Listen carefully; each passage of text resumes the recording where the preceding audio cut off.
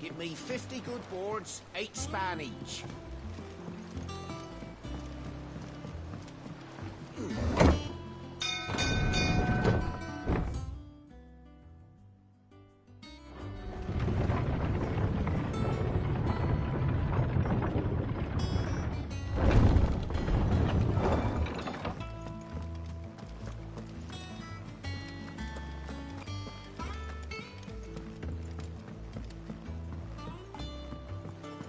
We're seeing troops amassing at every border crossing. Clive, you're back. I am. And with glad tidings for once. Hugo Kupka is no more. Well, I'll be. All of our comrades who lost their lives back at Sid's place be smiling down at you right now. We had a stolus from Lubor saying Drake's fang had fallen. I expect that was your doing as well, was it? It's a long story. One for the history books, I'll bet. Welcome home, Clive. It's good to be back. You look better. I feel it. Which means I'm coming on your next little adventure. You're not leaving me behind again. Wouldn't dream of it. Otto, any word on the Royalist movements since I've been away? Shouldn't you be putting your feet up? If you really want to know, go and have a word with Vivian. Thank you. I will.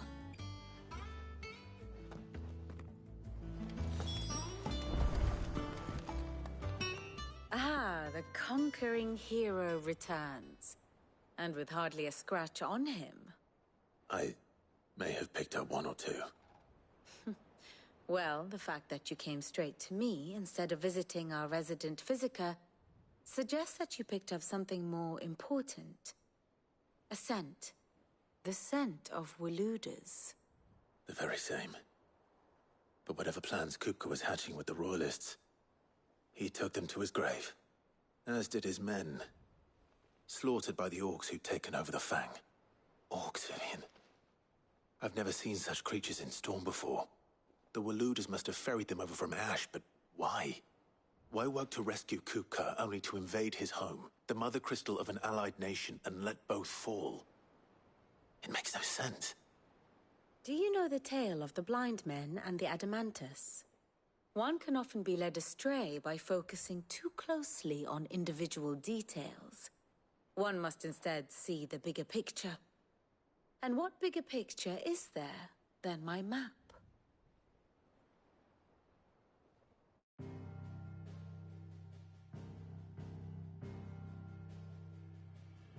The Kingdom of Waloed claims dominion over all of Ash. It is a nation forged by the bloody conquest of Barnabas Tharm, the dominant of Odin. The Canvarian War of Independence in 849. The Battle of the Twin Realms in 865. The Battle of Belinus Tor in 873.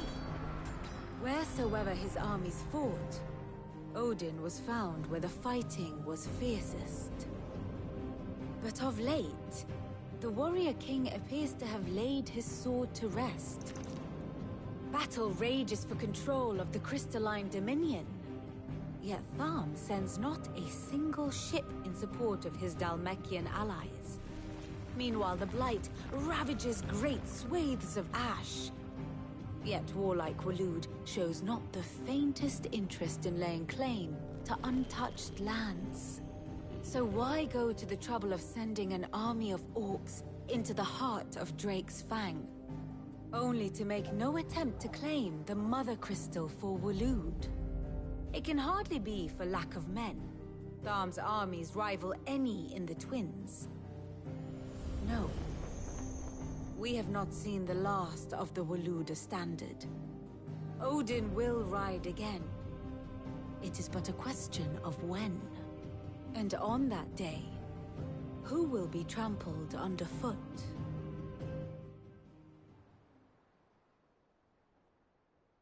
In summary, I know not to what end the Royalists betrayed Kupka. I know only that it is part of some broader scheme. A scheme tied to the ambitions of one man. King Barnabas. But there is no need to wallow in confusion. If one is to cure a sickness, one must first identify the symptoms. And your Lord Uncle has volunteered to do just that by keeping an eye on the Royalists' movements. He's really throwing himself into this.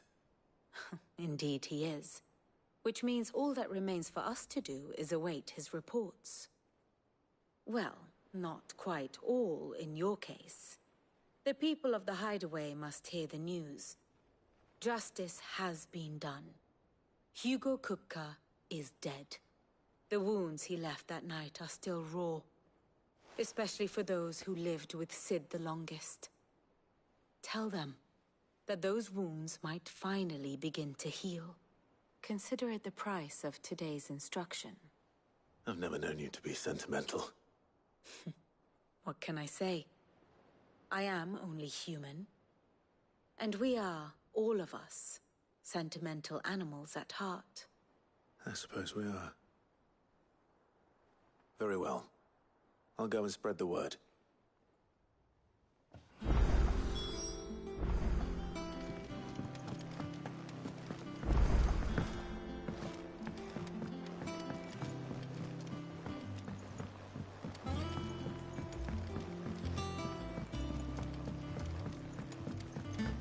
It's good to have you back. I was worried.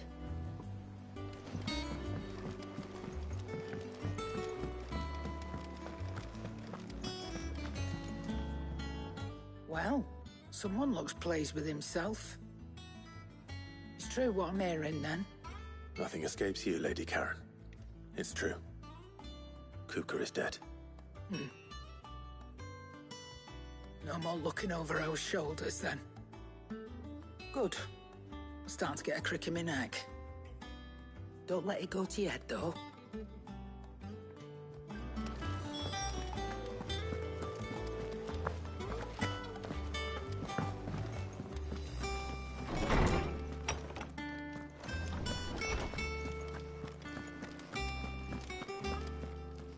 Ah, Clive.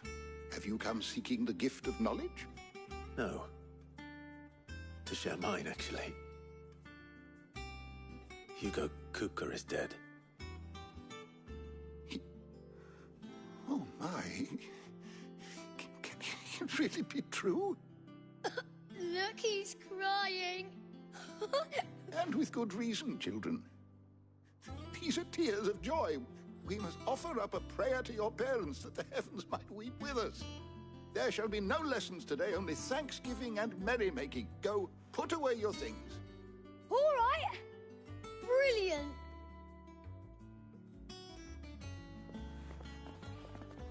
Finally. It has. Thank you, Clive. I cannot wait to share the good news. Hippocrates.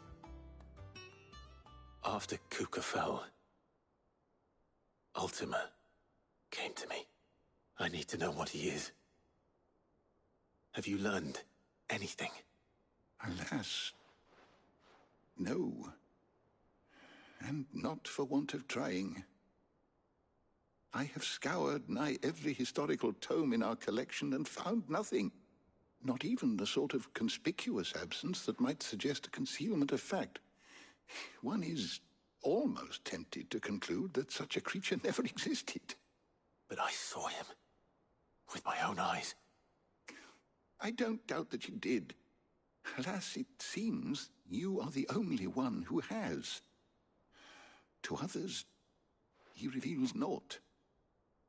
We see only that which he leaves in his wake, like some terrible force of nature beyond the ken of mortal man. A bringer of death. Whether the Ultima you met with was the being itself, or merely another projection of its power, I know not. But until I do, my investigations shall continue. Thank you. It means a lot. How good it is to see you, Clive.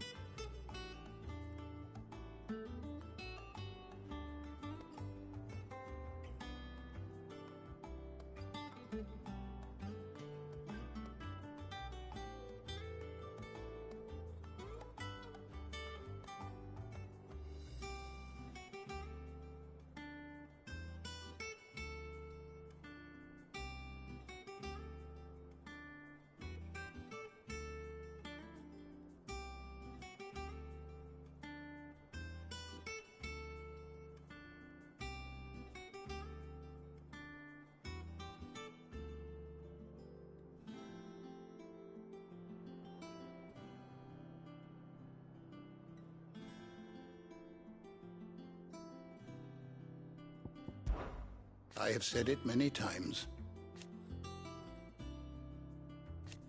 He's stalled. I have a few new notes that might interest you.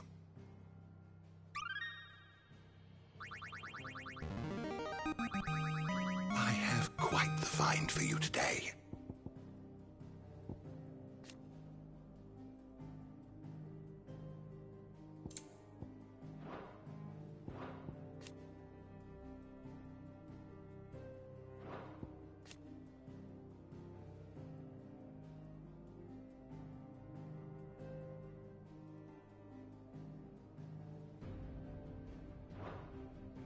If you have a question for me, I should be happy to answer it.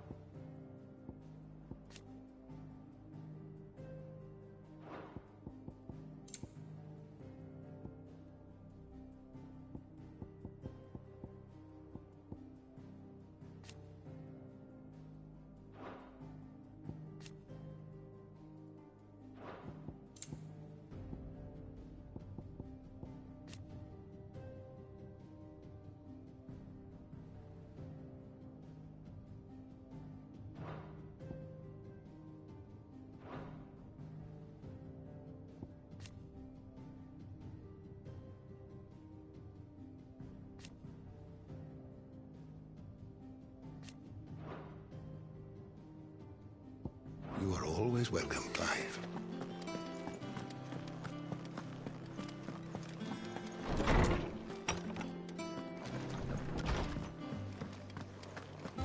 Thanks to Sid.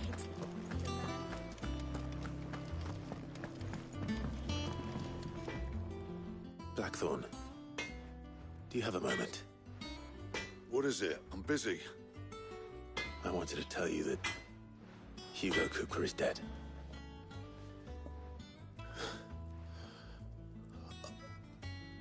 I can't tell you how long I've been waiting to hear those words. This is it then. A new beginning under a new Sid. I'll try to live up to the name.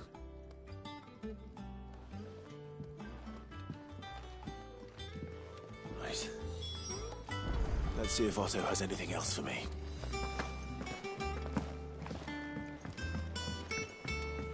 I'm telling you, it's true.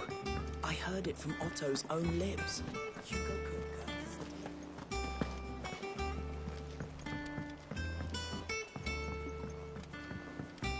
We're seeing troops amassing at every border crossing. You barely sat down since you came home. Just spreading.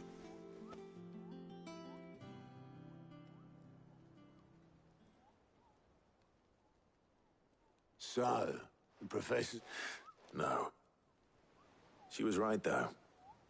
Everyone was glad to hear the news. Ah, but you ain't told everyone. I can think of plenty of friends back at the old hideaway who'd sleep more peaceful, least of all Sid. You're right. I should. And I will. Well, when you do, be sure to take Mid with you. She's been going at it hammer and tongs down in that workshop of hers, trying to do her father proud. I can't remember the last time she visited the old sod's grave. Very well. I'll suggest it.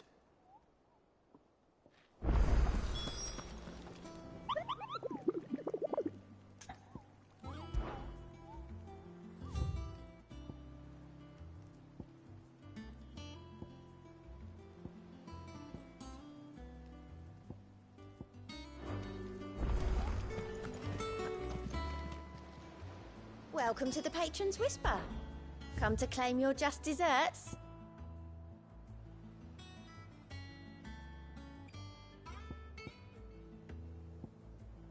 Best of luck out there, Sid.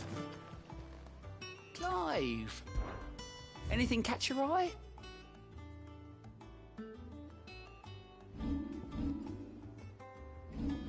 Seen enough? How are you doing? It was luck. But now, thank you. You off then?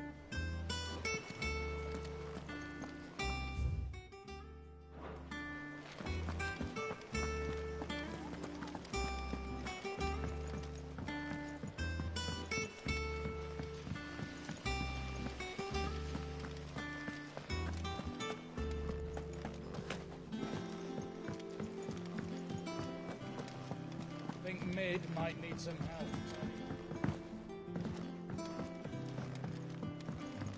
If I don't come up with something soon.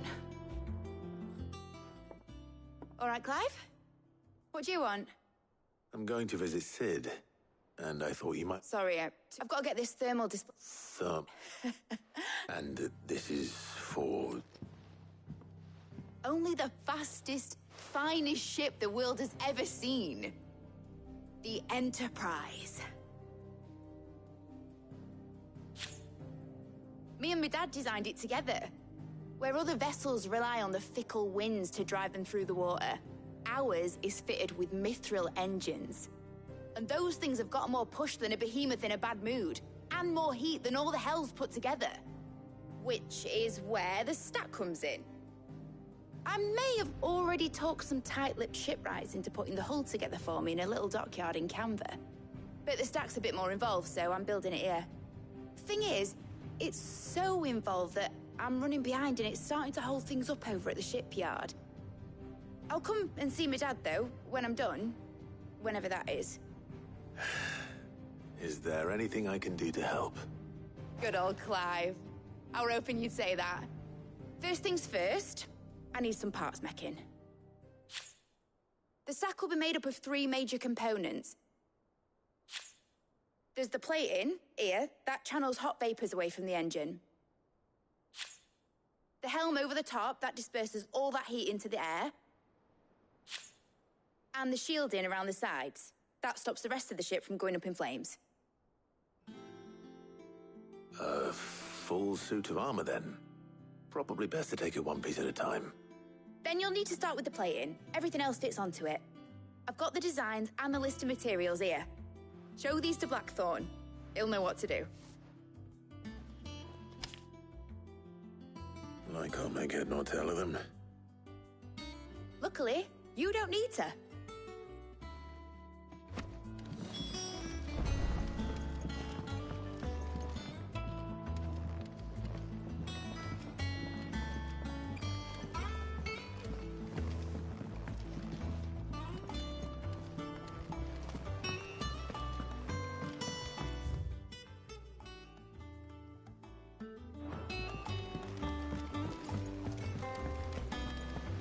Editors started reading books that don't have any pictures in.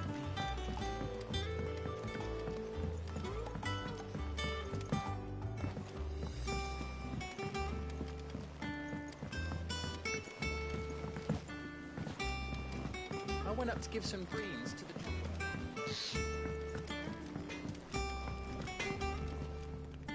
Blackthorn, can I ask a favor? Out with it. It's for Mid. This my last chance to say I'm otherwise engaged. Go on, then. She said you would know.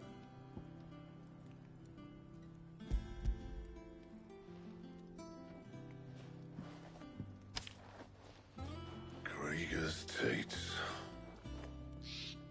Well, I don't know what the hell you'd want this for, but I can make it. And I'll need help. Get Gavin Otto in here. All right.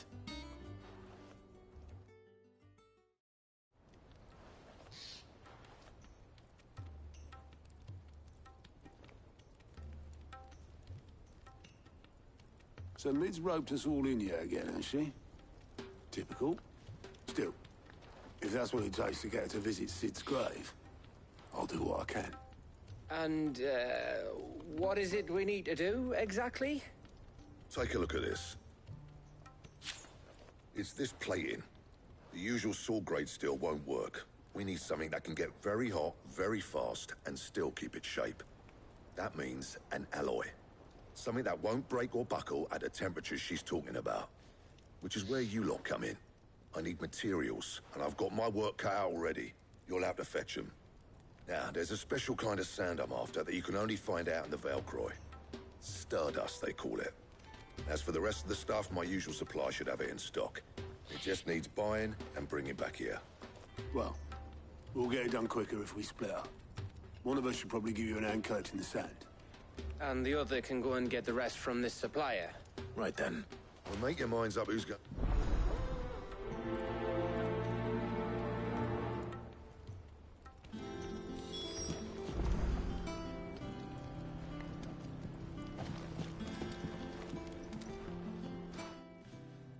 You going after which one of the...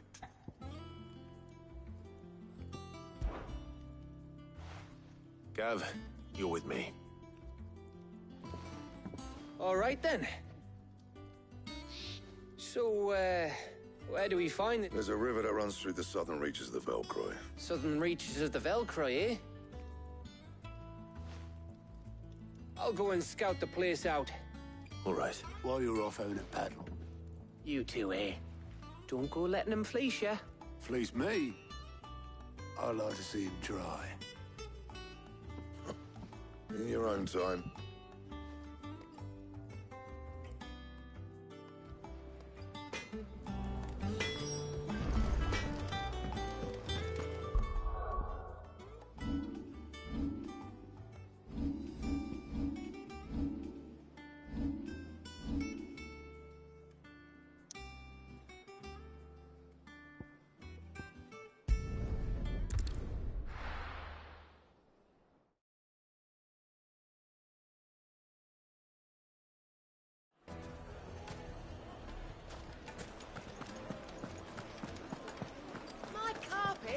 Take a sniff, good sir. There'll be no one to man the shop. Go on, just that. What's the matter? Oh, I'd go and look for him myself. I'll see what I can do. I wouldn't be surprised if... All right.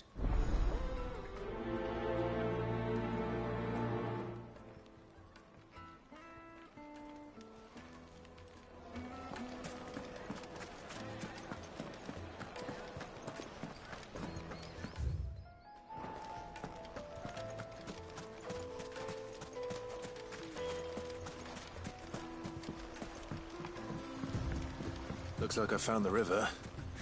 Now where's Gav? Good girl. Yeah!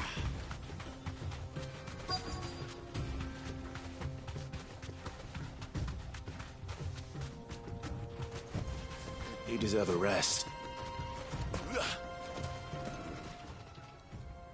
Sorry to keep you, Gav. Better late than never. I've had a quick scout about, and I reckon round here's our best bet if we want to grab as much of this Stardust stuff as we can. Don't know what Blackthorn's planning to do with it, though. I asked over in Dalamil, and they seem to think it was worthless. But if Stardust is what Blackthorn wants, Stardust is what he'll get. There's plenty of the stuff lying about, just begging to be bagged. Then let's get bagging, shall we? We shall. Race ya.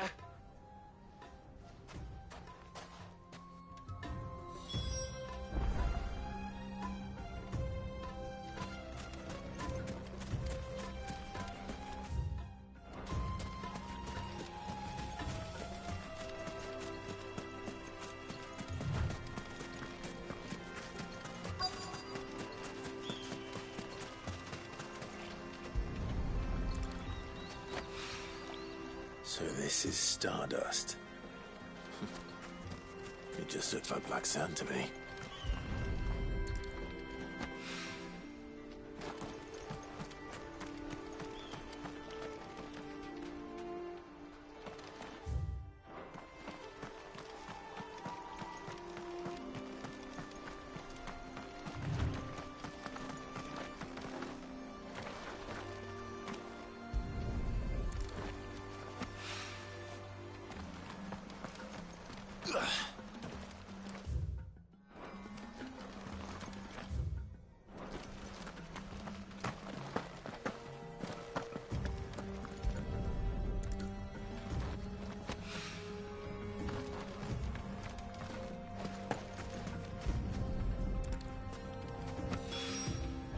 That should be enough for now. Let's see how Gav's getting on.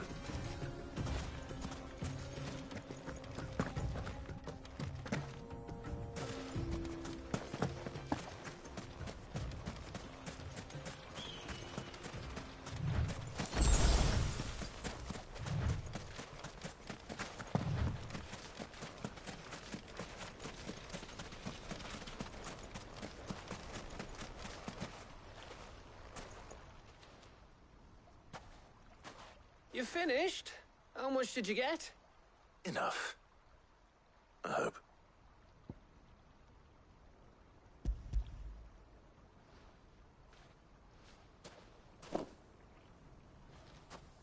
Oh, you win.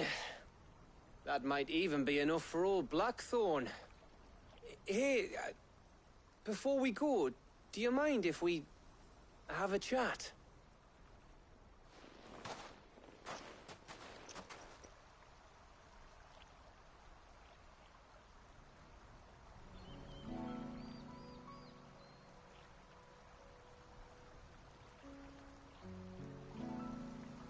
Feels like ages since we had the chance to talk.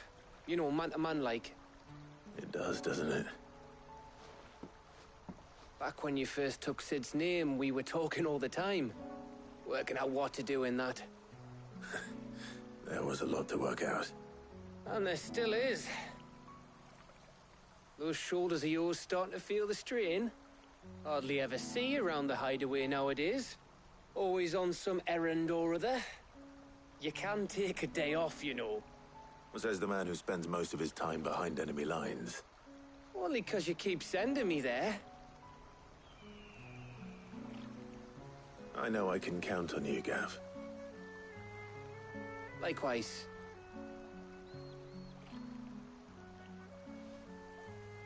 So you keep sending me wherever you need to, and I'll keep going.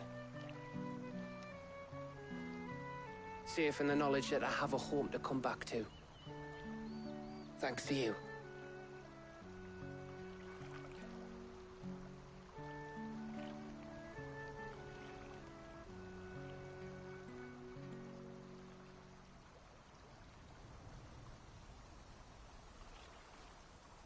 Right. That's enough soppy shite for one day. We'd better get this lot back to Blackthorn before he slings his hammer at someone. You go on ahead. And try to get some rest once you're there. Oh, I plan to. Believe you me. After Blackthorn gets what he needs, of course.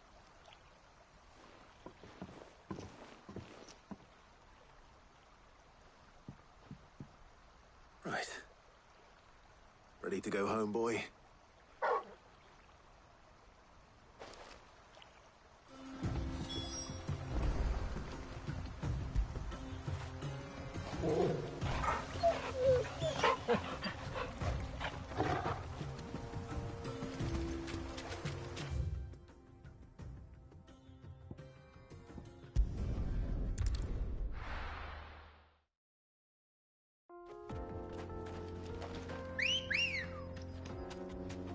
Come on. Fly, Ambrosia.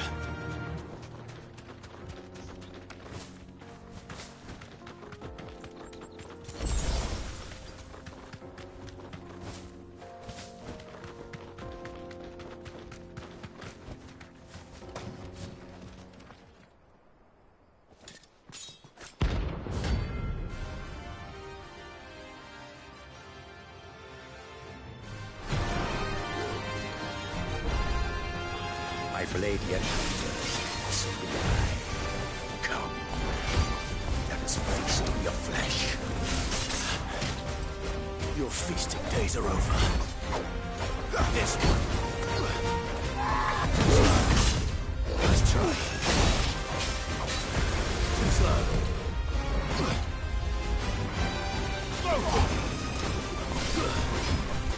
Want some more?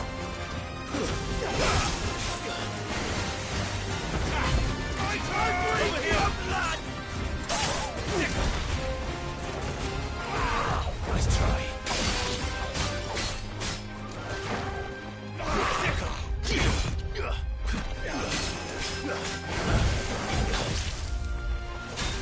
Go for it! Sick! Go for it! I'll snap you like this thing! Get him! Too slow. Nice try.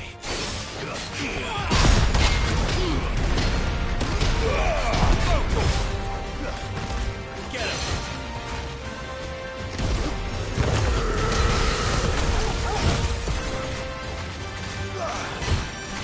This one.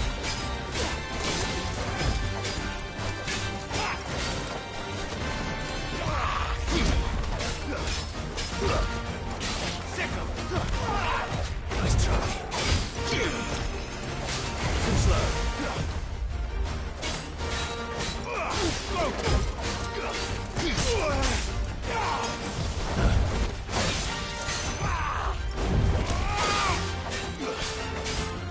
Over here! Sick! Go for it! Too slow.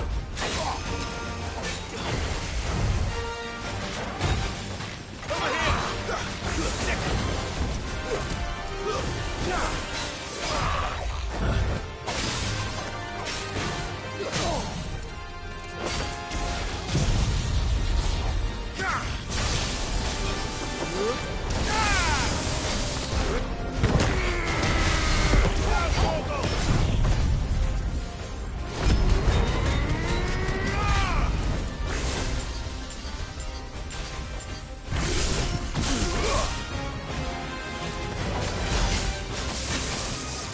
This one. Over here. Sick him.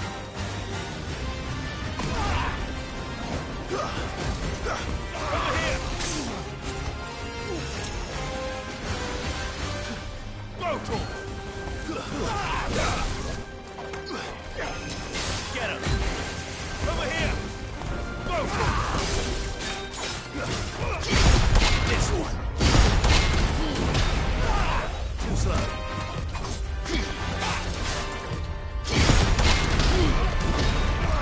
Nice try.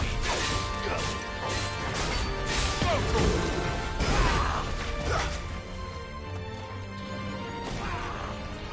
Sick him. Get him. This one. That's better.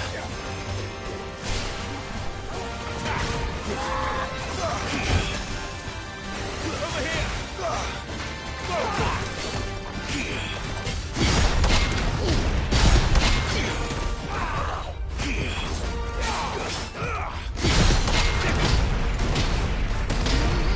This one. Over here! This one. This one. Sick! Go!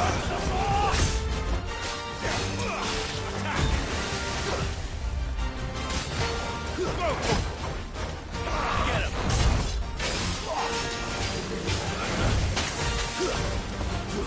Get me, boy! Over here! Your blood! Go! Attack!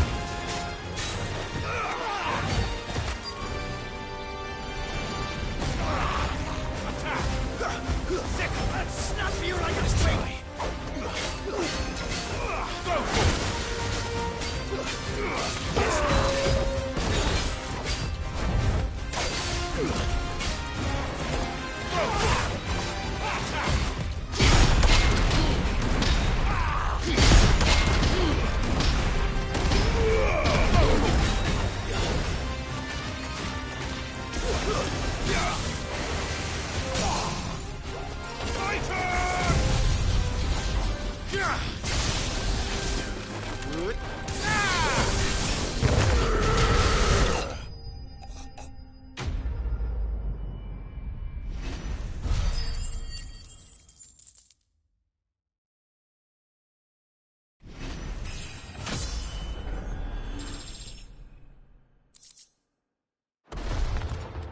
Those who kill for sport deserve no better.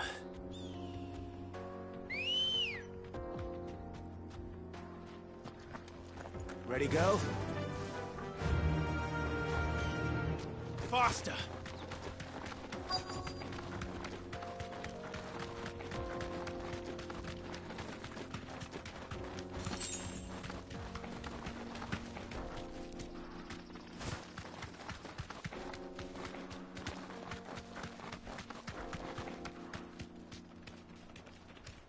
Thanks, girl.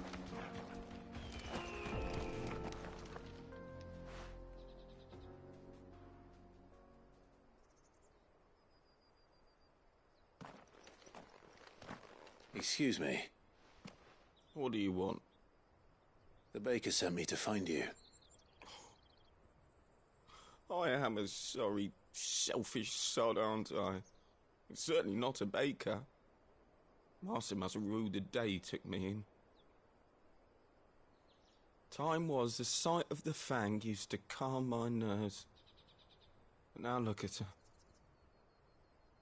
I take it you miss the Mother Crystal. I hated her, but she was all I knew. Worked her mines for years. And when she shattered, part of me shattered with her. I had to trade my pickaxe for a rolling pin, but I'm no good at baking. Every loaf I touch collapses. My bread's as hollow as I am. She was the only thing that could fill the hole inside me.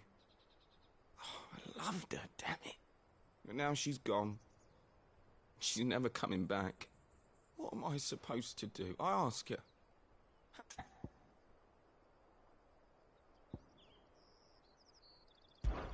Try to remember the good times.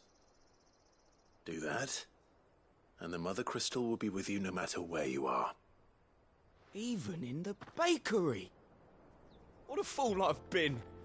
Thank you, my friend. I have to get back there. Wait.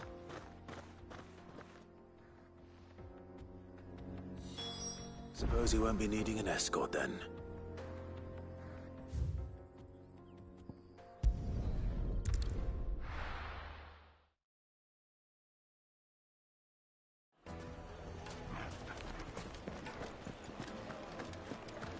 My carpets? The most fragrant herbs and spices from the breadth of the twin. Ah, there you are. Though I worry you might have stoked the flames a little too high. He damn near ran me down trying to get to my oven. Master, it's ready. Behold the Drake's Balm. A truly unique creation. I dare say it is. Just look at it. A perfect likeness of the Fang herself. Her steepled peaks, her fulsome spurs, her inviting hollow. True, my loaves collapse more often than not, but what's the Fang without her crater? Why, no Fang at all. And look, inside. She's filled to bursting with a bounty of beautiful crystals. Salt crystals! Master, I have found my purpose. I must use my work here to preserve the memory of the Fang. Well, if it tastes half as unique as it looks, I'd certainly say you're onto something. I don't know.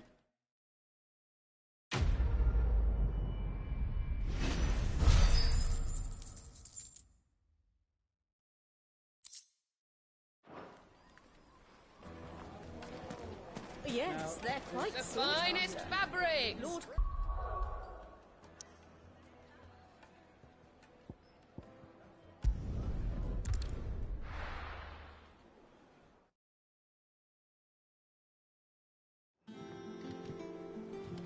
Let's hope this is all Blackthorn needs.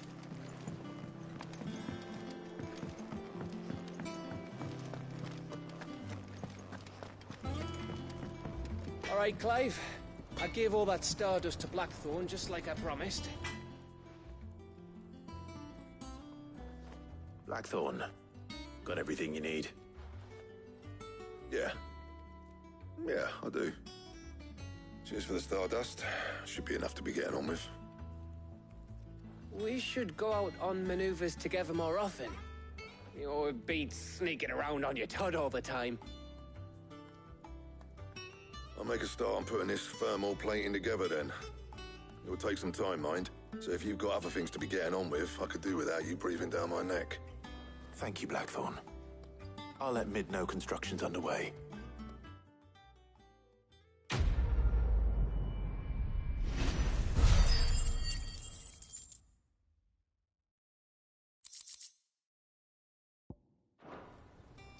Suppose we'd better give us a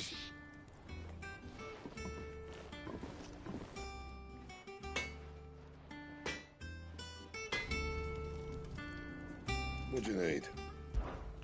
What do you want?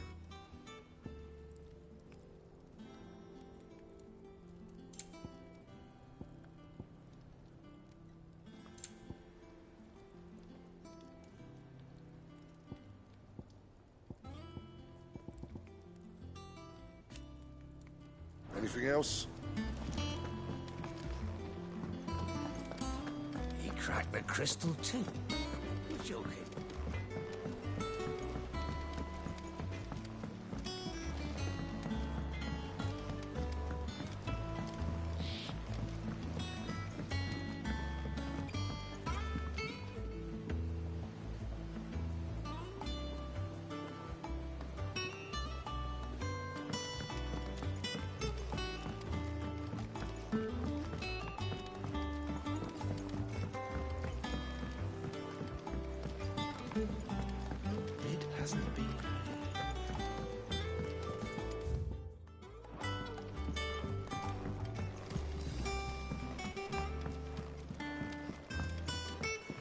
Editors started reading books that don't have any pictures in.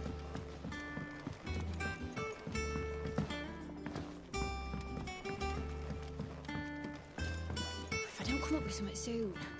You'll be pleased to hear that Blackthorn started work on the plating. Excellent. 1 down, 2 to go. So, what's next? The helm, of course. For this, we'll be repurposing fallen scrap. Salvage from the ruins? I thought that material was all but impossible to work. Ah, but we don't have to. I'm sorry? Just so happens there's one particular ruin that's broken into exactly the right shape and size pieces for what we need. What's the name back there? I'll give you all the details. What's her name?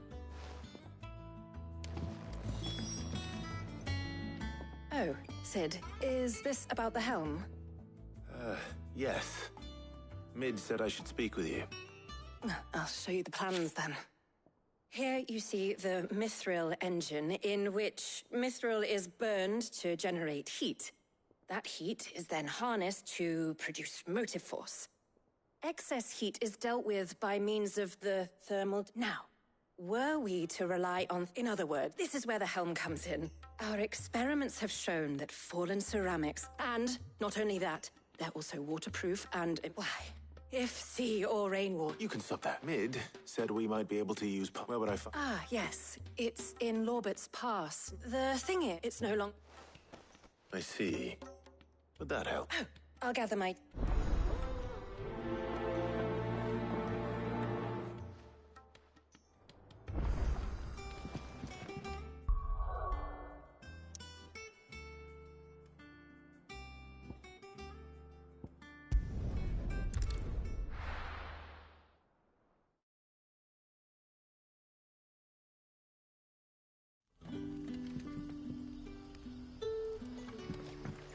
Good day to you.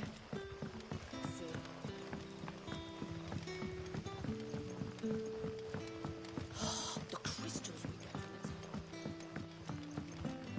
from We had to dig a new cellar.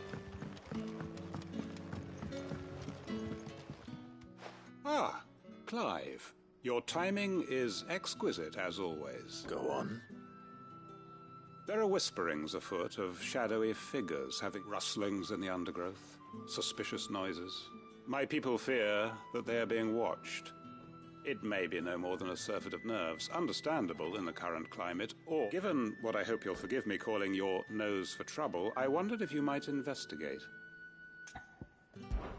Of course. Excellent. You might begin by speaking with the good citizens of Lostwing. Listen to their tales, and make what you will of them. All right. I will.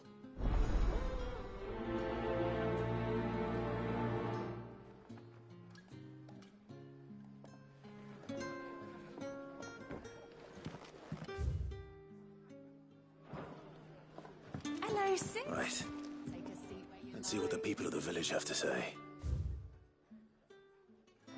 I'd better find out if this is just nerves, or something we need to take more seriously.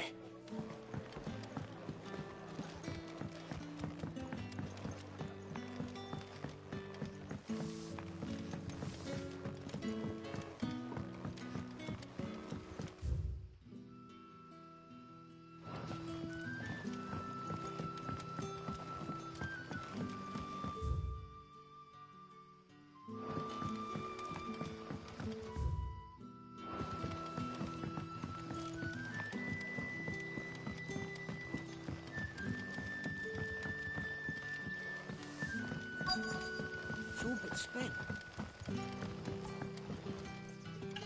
You all right, Sid? Something on your mind? There is, actually. Can I ask you something? Quentin tells me people have mentioned shadowy figures out in the woods. Have you noticed anything unusual? Oh, that. No, sorry, can't help you. I heard the rumours, mind, from the lads working over at the vineyard, but none of them has seen anything either. All right. Thanks anyway.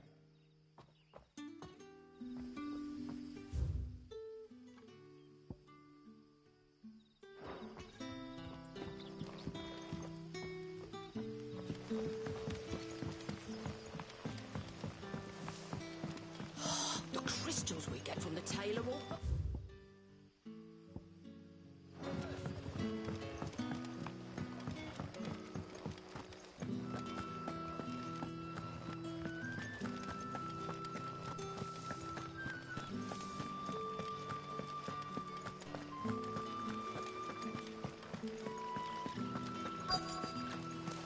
Word is, the Black Shields took a hiding and for some bear. Excuse me. Quentin mentioned strange figures having been sighted near the village. Have you seen anything? Nah, not me, Gov. I heard the rumours, though. I'm here most days, right next to the gate, and I ain't seen nothing out of the ordinary. Don't worry. Any shady characters try and slip into town this way, and I'll soon come running. All right. Thank you.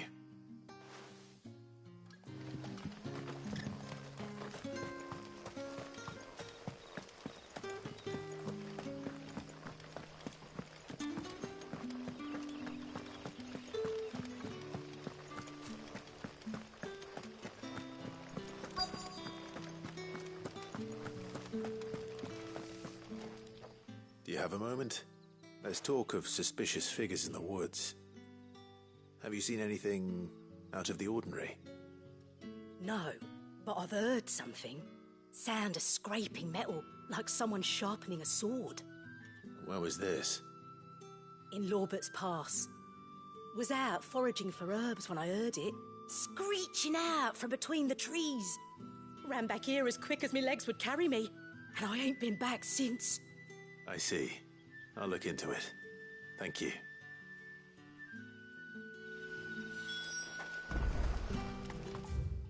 Seems Lorbert's Pass is our best bet then. What do you say, Torgal? Shall we go and investigate?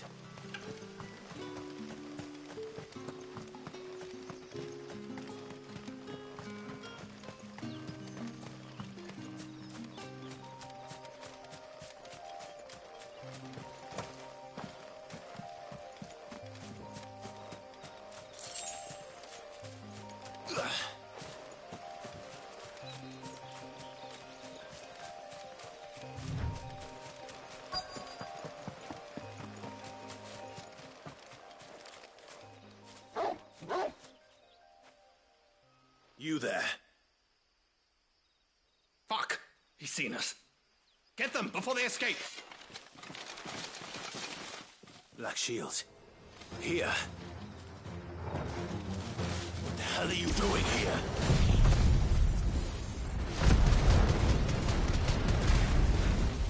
What is it to you? Not that we we give a damn. All that matters to us is that you don't leave here alive.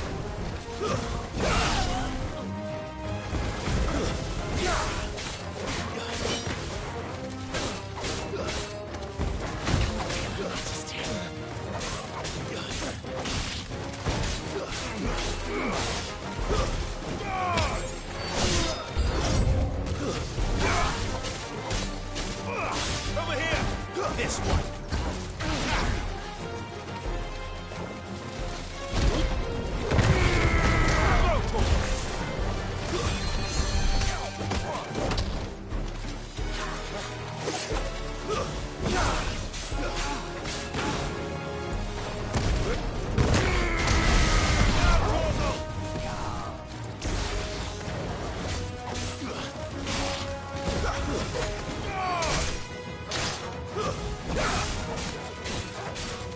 Get him!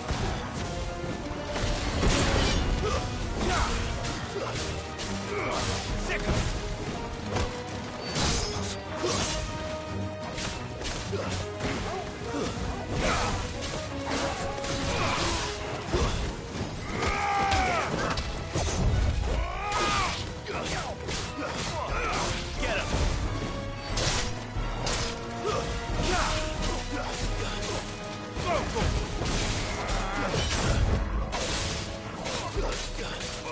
Get him!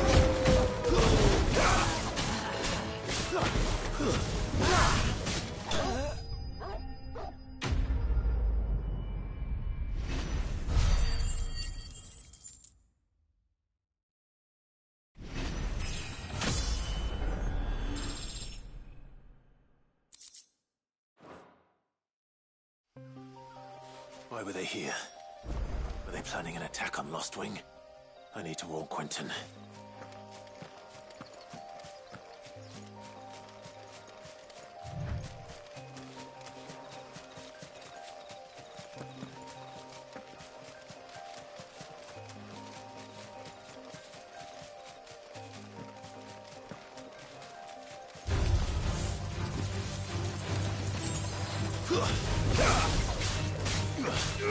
Photo!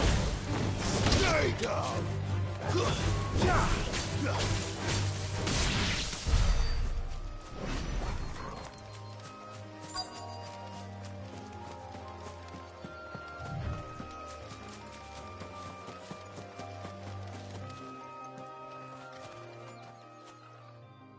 Oh, there you are, Sid. The, ruins are just over there, as is the creature I told you about, I'd imagine.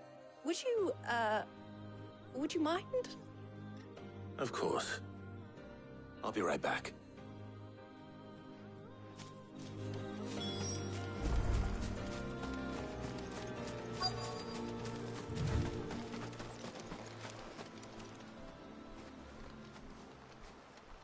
Anybody home?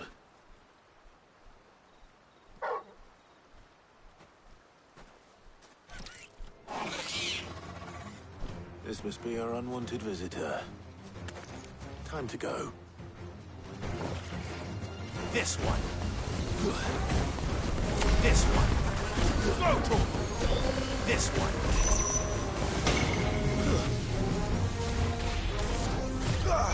Attack!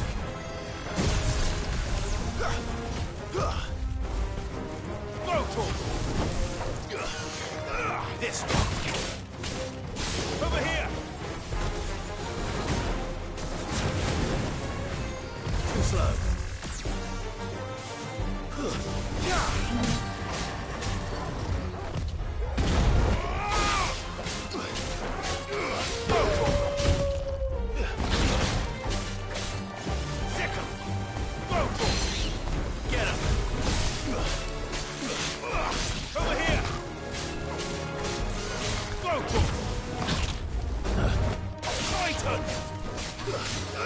This one. Too slow.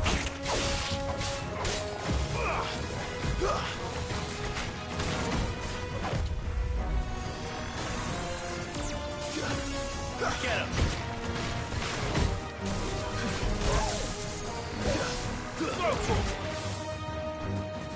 Get him.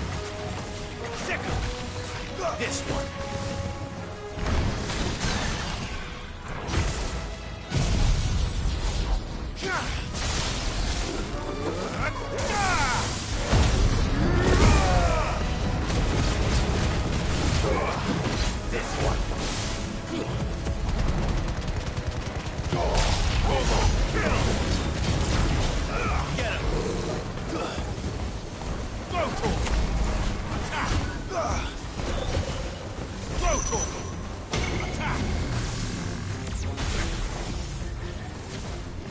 I failed.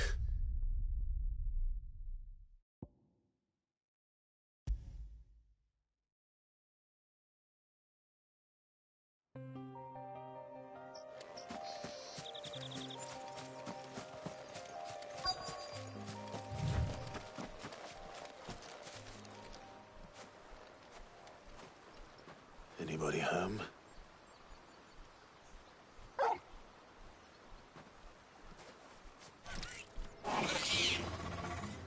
This must be our unwanted visitor. Time to go.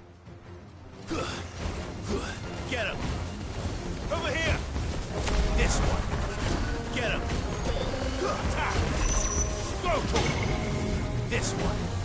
Go to him! Attack! Get him! Go to him!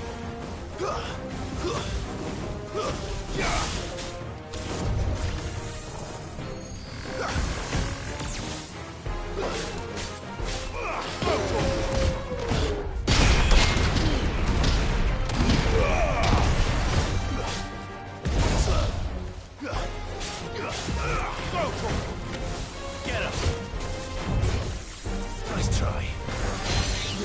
Go to him!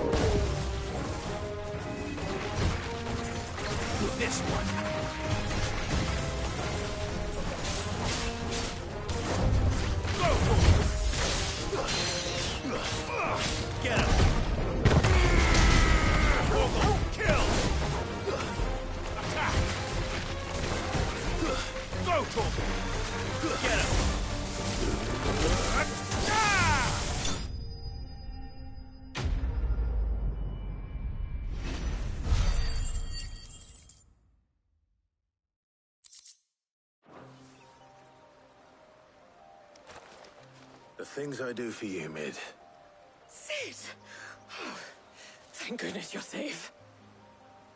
You shouldn't have any trouble now. Indeed. Well, don't let us keep you. We'll, see that everything is transported safely back to the hideaway. All right. I'll let Mid know you're on your way.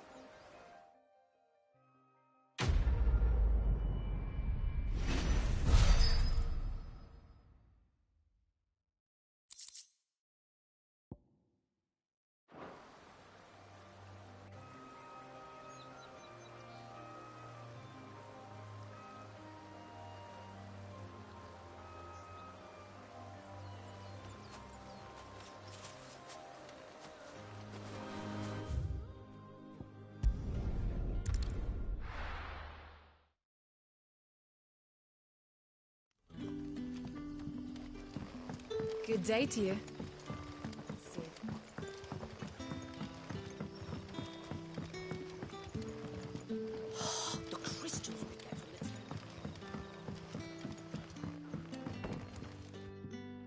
Clive, how goes the hunt for our sinister figures? I found some black shields hiding near Lorbert's Pass. They're gone now. Black shields. The Empress's former bloodhounds, though they serve another master now. And it would appear the pack, damn it all. I had hoped I would have more time than this. More time to prepare. And bite back we shall. I'm sorry. You're going to need to explain. Who do the Black Shields serve now? And why would that person want you dead? Because I want him dead. Who? The former Lord Chief Justice of Sanbreque. All that I have built here is for him. I don't understand. Why him? Why Lostwing? I suppose it is better that you know the truth. I was a member of the judiciary once. So sickened was I by the injustice of this world, I swore to fight it. And fight it I did in my own small way. I saw more than a few corrupt officials condemned to the very cells into which they had thrown blameless innocents. Men to whom the law was but a scourge to turn against the powerless. And throughout, it was the Lord Chief Justice who backed. So what changed? I discovered that he hunted bearers for sport.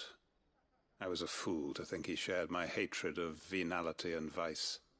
His support for me was no more than a facade, a means of ridding himself of his rivals, a mask to hide the rot beneath. I filed suit against him immediately. His response, however, was rather more visceral. He had my entire family slaughtered, and he faced no punishment whatsoever. I lost everything. My loved ones, my livelihood, my position, the faith I had once held that any modicum of justice might be achieved through the courts. So I set about enacting my own.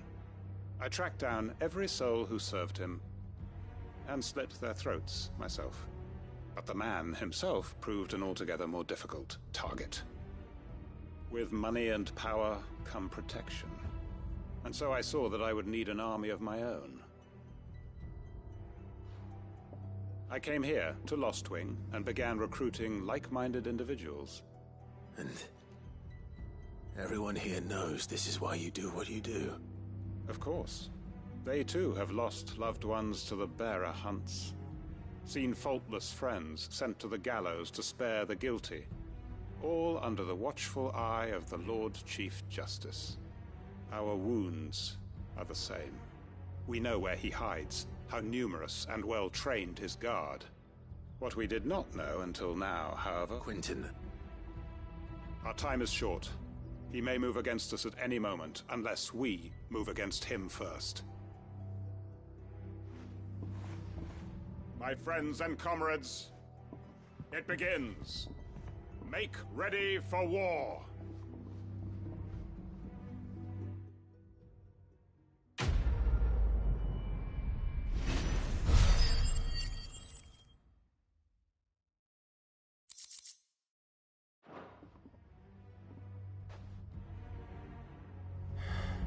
I'm not going to change his mind.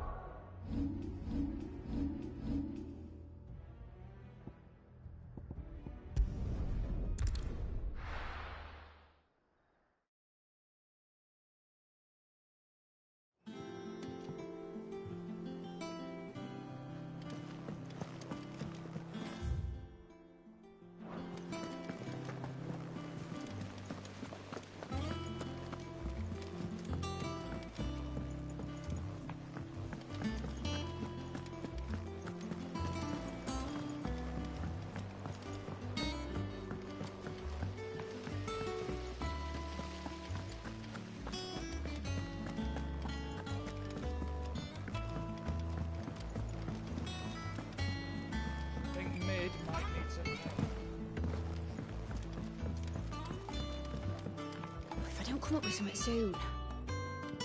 Mid. Helena has recovered the material for the helm. She'll be along shortly. Excellent.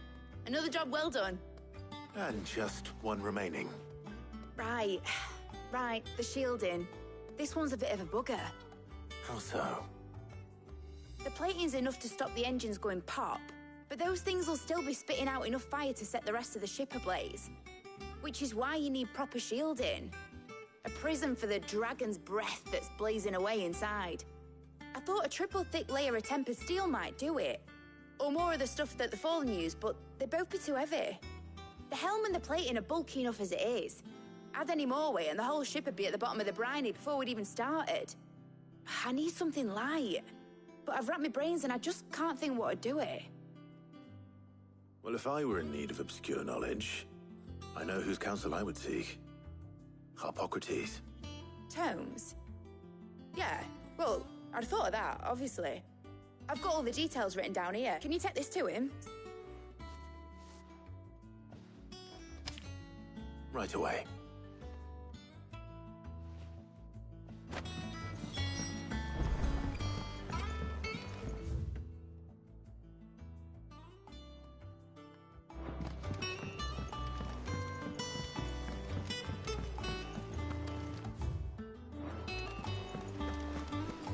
Editors started reading books that don't have any pictures in.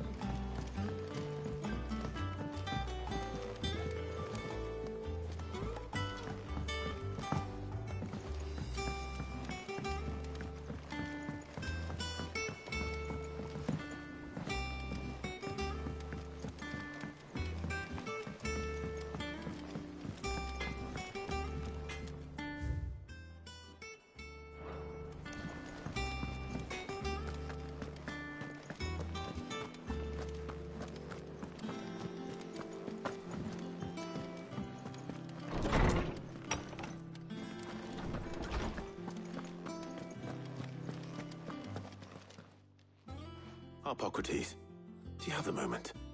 For you, Clive? All. Well, actually, could you take a look at this?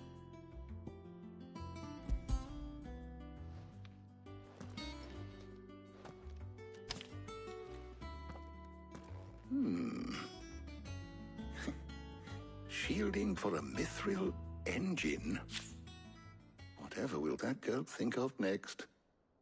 And what are these notes around the edges? She has some specific requirements for the materials. The shielding needs to be able to resist extreme heat on the inside, and yet remain cool enough on the outside not to set the ship alight, while also being light enough not to sink it. As you can imagine, she's struggling to find anything that meets her needs. I see. I wondered if you might know of a solution, or if you might be able to search the records for one. Perhaps it is not a different material she requires, but a different approach. What do you mean? Consider the lake we have made our home. Its blighted waters eat away far more quickly than fresh water or even brine, at timber and steel alike. And yet, we have made a home here from those very materials nonetheless. We have. But Bardolph must varnish every board twice over to keep it from rotting. And Obelisk complains that without a constant supply of pitch. I see. Early Gregorian histories speak of a preparation known as moondew. It is said to be able to resist even the most ferocious flames. Before the dragoons tamed the worms and wyverns of the realm, nobles would daub their castle walls with it in order to guard against dragonfire. So if we could recreate it... It might be applied to some material or other in order to provide the protection Mid requires. As to how best to apply it and to what material, perhaps Bardolph and Obelisk might be of assistance. I shall speak to them and see what wisdom they might have to offer. If you would be so kind as to procure the necessary ingredients, I shall discuss the specifics of how it might be most effectively put to use with our two friends. The knowledge of the past may yet prove useful to we of the modern era. Thank you, Harpocrates. And since you're asking others to help you...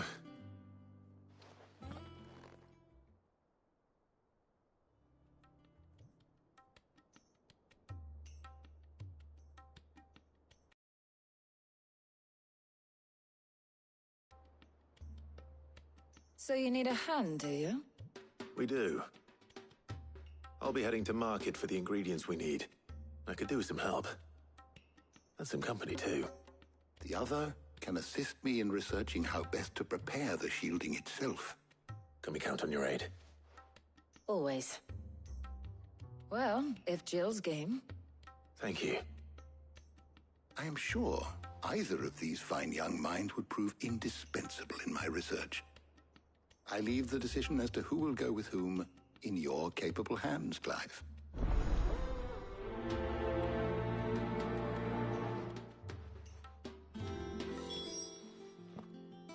So, Clive, who will... Very well. So then, what do we need to find? I have taken the liberty of preparing a list. White chocobo eggs. Pepio nuts. Are you sure this list is right? I would have thought the ingredient... Though these items may so much so, in fact, now, of course. Is that so? I've been meaning to visit Northreach anyway. I will. You two enjoy yourselves. You too, Talia.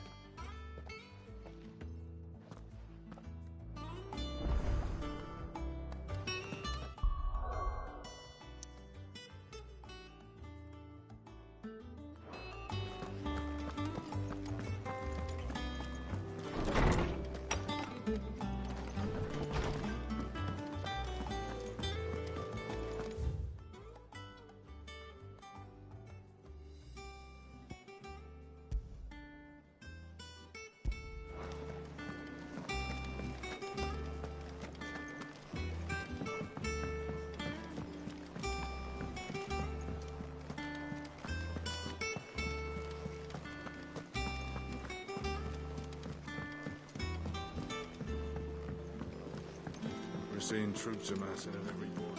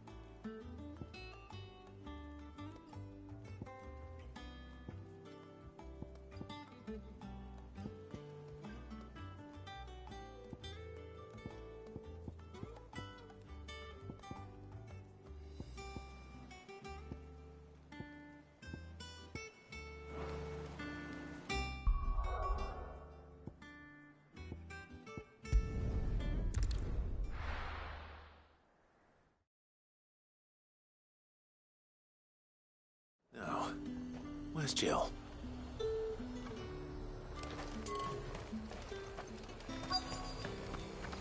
Keep them pilchers nice and chilled.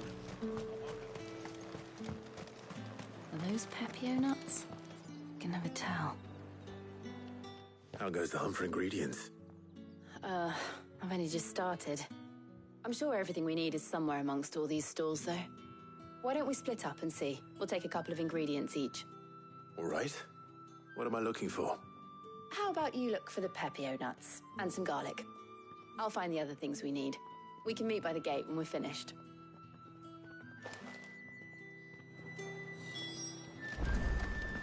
Up! You'll not find a bruised pippin. Fresh cuts. Come and get them before... What can I interest you in today? I hope it's to your liking. You're always welcome here in Lostwing.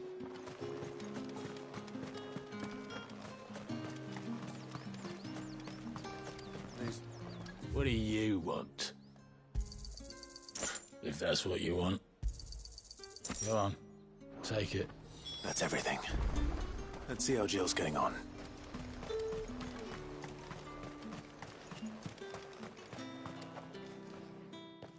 Did you find everything? I did. Here.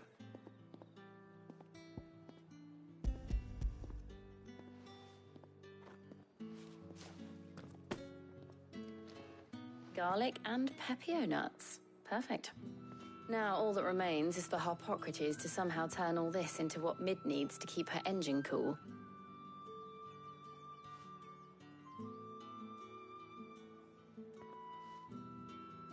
But before we head back, would you walk with me a while?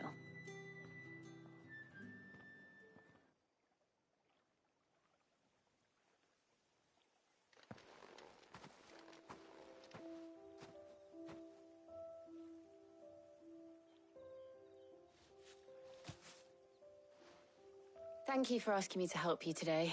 It makes a nice change. It does. It's good to get away from all the battle and bloodshed for once. Just being here reminds me of when we were children. Do you remember? Walking down Market Street in Råsselith, taking in the sights and smells. How could I forget? What with Torgal's antics. Remember how his nose would prick up at the scent of sausages? He'd go racing away and we'd have to go running after him. We wouldn't catch you now, would we, boy? Was there anything you wanted to buy for yourself while we're here? There was, yes. Well, sort of. Molly in the kitchens told me about a place that sells particularly good pies. Thought you might like to share one with me. I would. Thank you. And I saw some bread.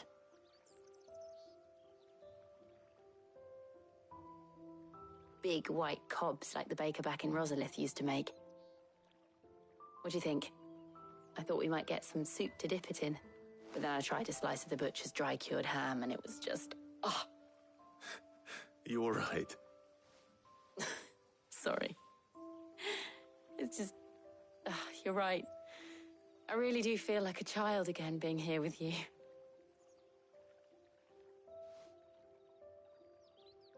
Clive. Is it wrong of me to enjoy this? No, Jill. This is how life should be. And it's how our lives will be when our work is finally done. When we can live on our own terms. I hope so. Thank you, Clive.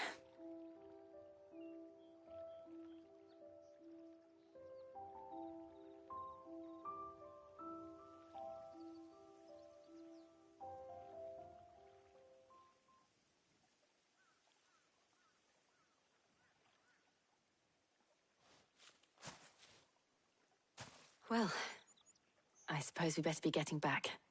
I need to give these ingredients to Harpocrates and Talia. I'll see you at the hideaway. Take care. I will. You too.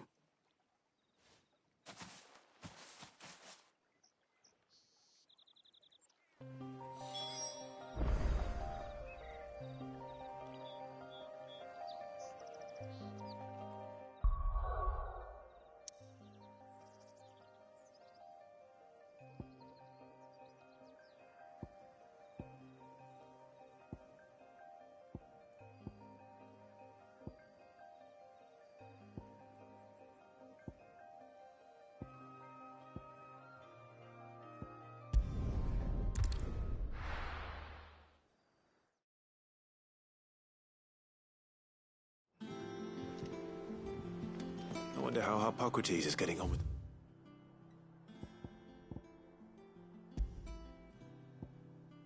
Moondew.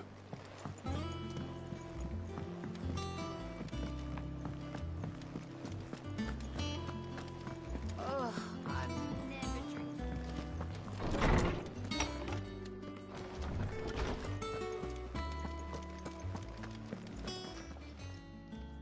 How's work on the shielding progressing, Harpocrates? Well, very well indeed. And thanks in no small part to your kind assistance. I was just explaining to Talia how we might best go about preparing the Moondew. And now that we have all the ingredients, we may begin. You can count on me. I've mixed more than a few mysterious concoctions in my time. I'm sure you have. What about the shielding itself? Work is underway, under the watchful eyes of Bardolph and Obolus. Apparently, it'll be ready soon. Thank you. All of you. Right then. Jill, of course.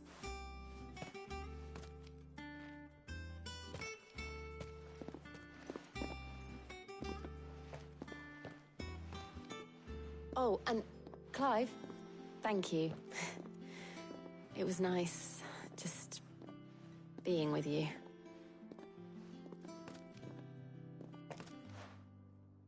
It appears our work here is almost at an end. A shame. I was enjoying playing the man of action for once. When both the shielding and the Moondew are ready, it will be followed, perhaps... Leave it, thank you.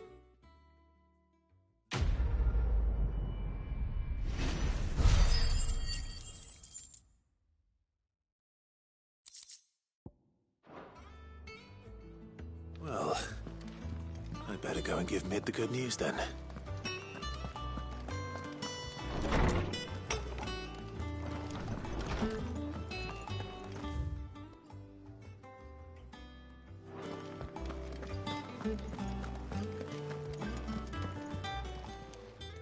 Well, don't just stand there gawping. It's a relief, thank you. If you're gonna buy some, be quick about it.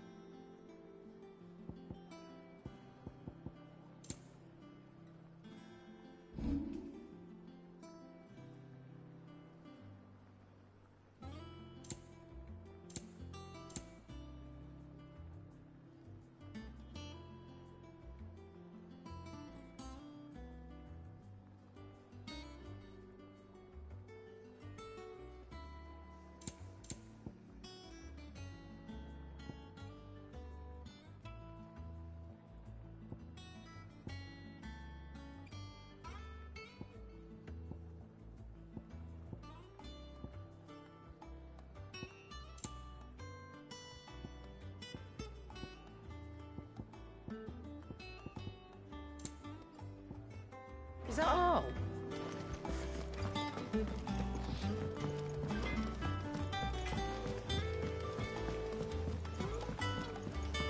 I went up to give some greens to the chocolate.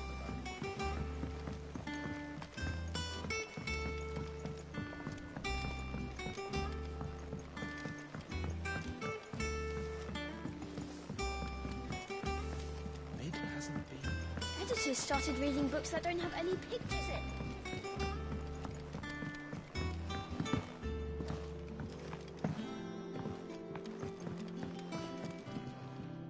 Sorry, Dick, but you'll be pleased to know that work on the shielding is underway.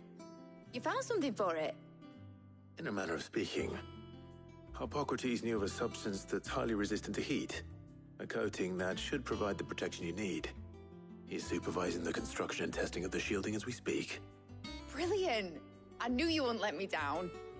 Don't thank me. I'm just the errand boy. Right then, better start working out how to bolt all these bits together. To the Black Hammer!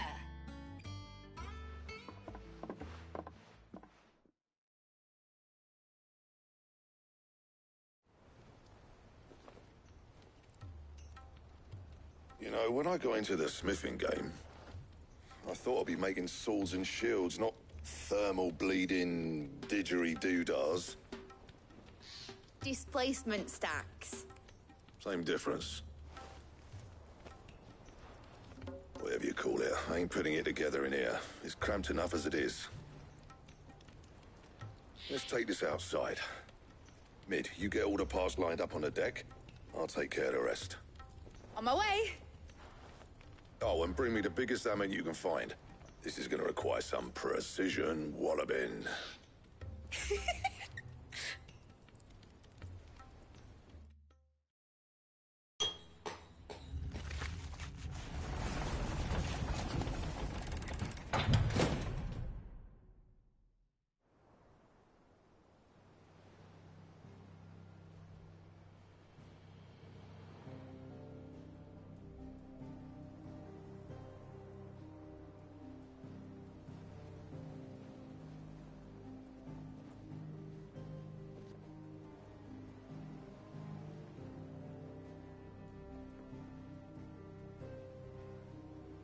It's finished! It's finally finished!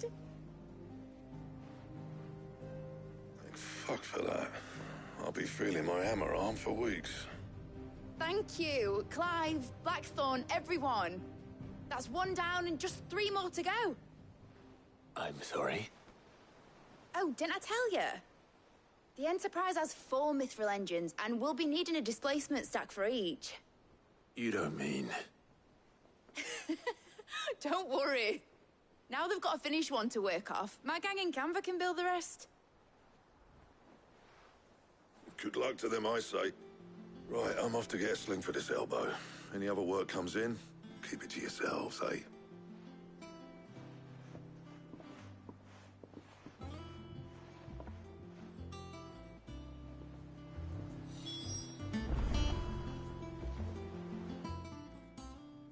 What's the matter? Nothing.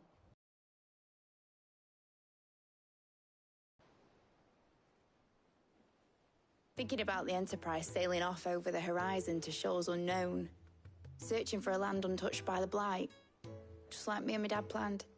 So if the worst came to the worst and every scrap of soil in the Twins turned black, we might still have a chance. That's what she was meant to be. You see, one last chance just in case we needed it. But now she's so close to being finished, I've realized I don't want it to be that. I don't want it to be just a lifeboat for us to cling to if things get desperate. I want people to sail aboard her by choice, not from the lack of it. In a world where we're not just trying to survive, but where we can actually live. I'm working on that. And I'll do everything I can to get you what you want. Don't you always? All right. My mind's made up. As soon as the Enterprise is fit to sail, I'm putting her under your command. Sod our plans, I'm trusting in yours. Are you sure about this? Something tells me it's what my dad would have wanted.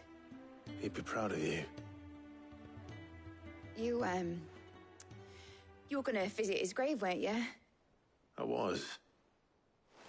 And you can come too, now that your little project is finished. Right. There's just one thing I need to finish up first. Won't be a mo. All right. I'll let Otto know you're coming. Meet us in the mess when you're ready. Aye, aye, Captain.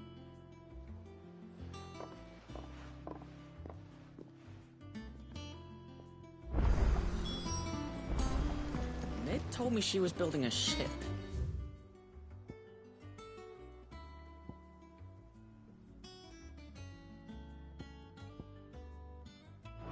Really?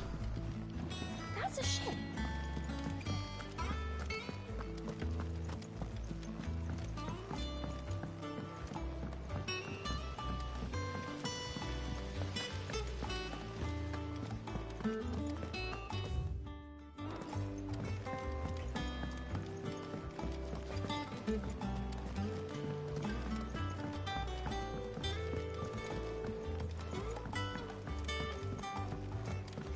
Well. Here. Let's hear it. Well, it's about this alembic the chief's got me making. Lovely bit of kit, it is. Bunging a solution you want splitting, and the problem is, it won't always get rid of all the impurities. Which is why I've been looking for something to filter the liquid. I imagine Ty could get some... Proper job. So what exactly... Nothing but Bob gave me a sample. You pour the blackest blight water. So, and do you know what I found out? It's only the blimmin' bones of a bomb king. I take it that's where I come in. If you wouldn't mind. I saw a billet on the hunt board for one just the other day. Would have gone myself, but, well, fighting dirty great balls of flame isn't exactly my forte. You, on the other hand... All right. I'll see what I can do. Thank you kindly. And a good hunting, eh?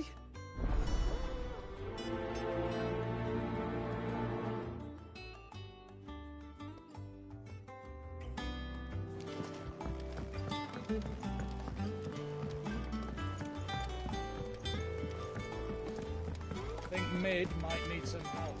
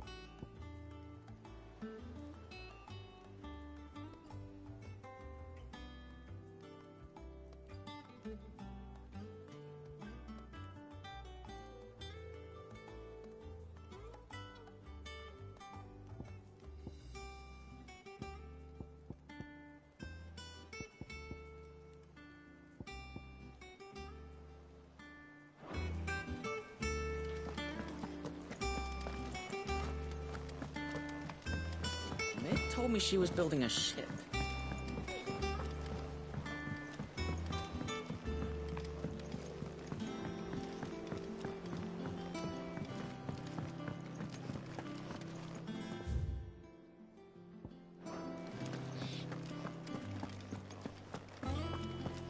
He cracked the crystal too.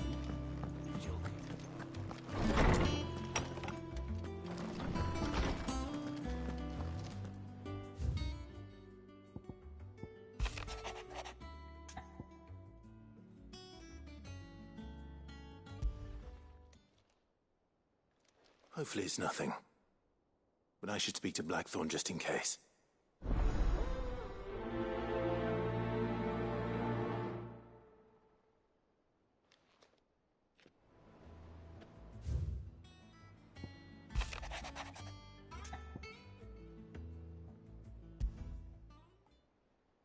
Trouble with the ledgers.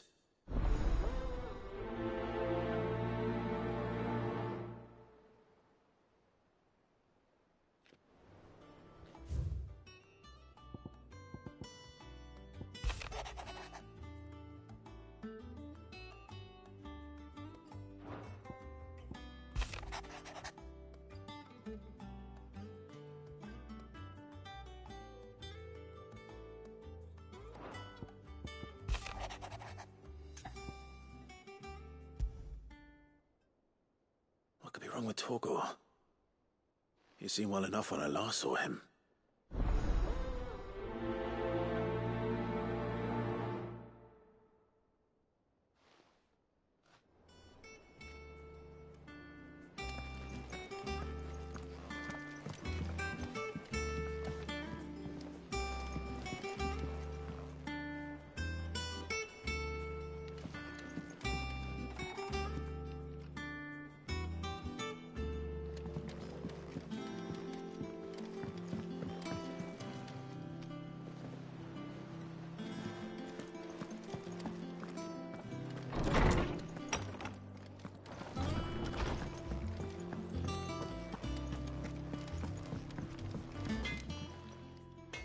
Blackthorn, do you have a moment? Not really, no. I just wanted to ask how you're getting, and you might still, perhaps sharing your thoughts might help. That bastard's like a dog with a bone. Still, you've got a keen eye, I'll give him that. He's just, well, Karen showed him that was? A sword. An odd-looking thing with a single-edged blade. The metal itself wasn't anything to write home about, but fuck, you could slice a man clean in two with a weapon like that. So that's what's troubling you? Nah. Not troubling me exactly. More... And if you knew how to do it, we could arm the curse breakers with even better blades. That's about the size of it. I'll see what I can find out. Sharper swords are always welcome. And we can't have our master blacksmith being distracted. You're a soft touch, you know that. But I can't say I'm not grateful for it. Good luck, eh? Thank you. Let's see what Karen knows about this sword.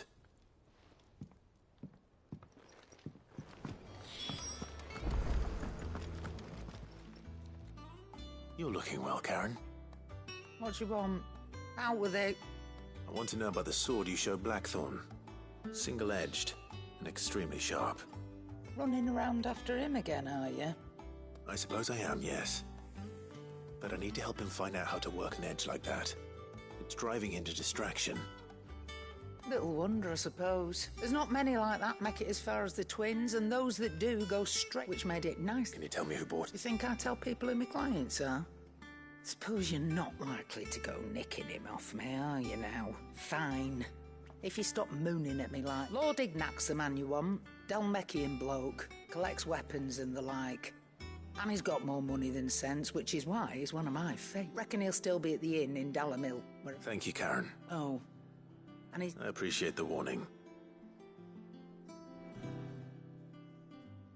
I got your note.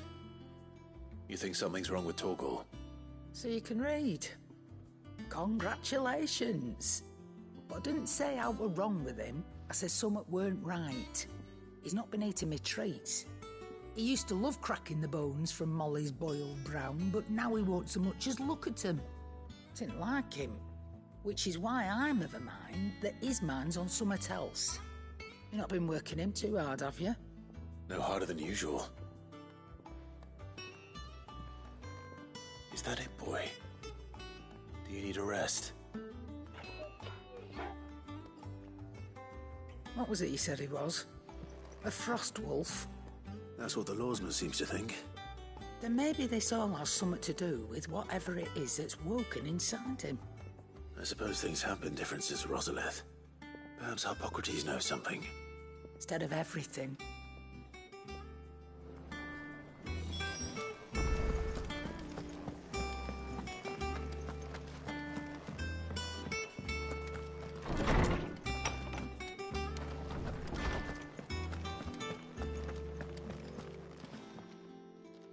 Lawsman. He isn't ill, is he? I don't think so. But according to Lady Karen, he seems to have lost his appetite. Which is certainly a new development.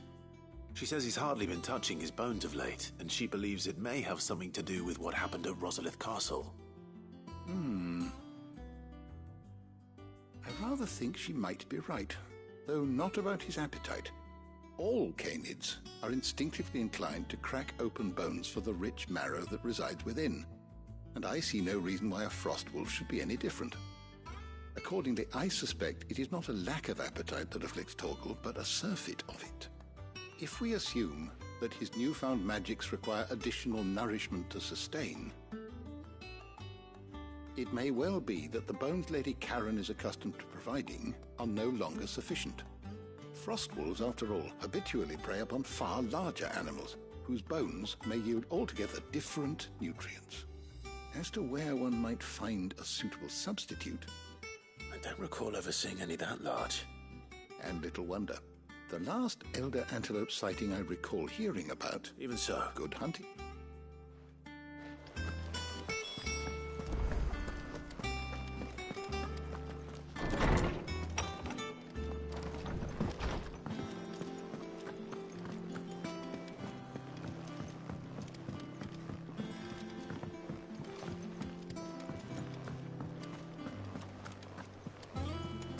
Is that the thing Tomes helped to build? Mid told me she was building a ship.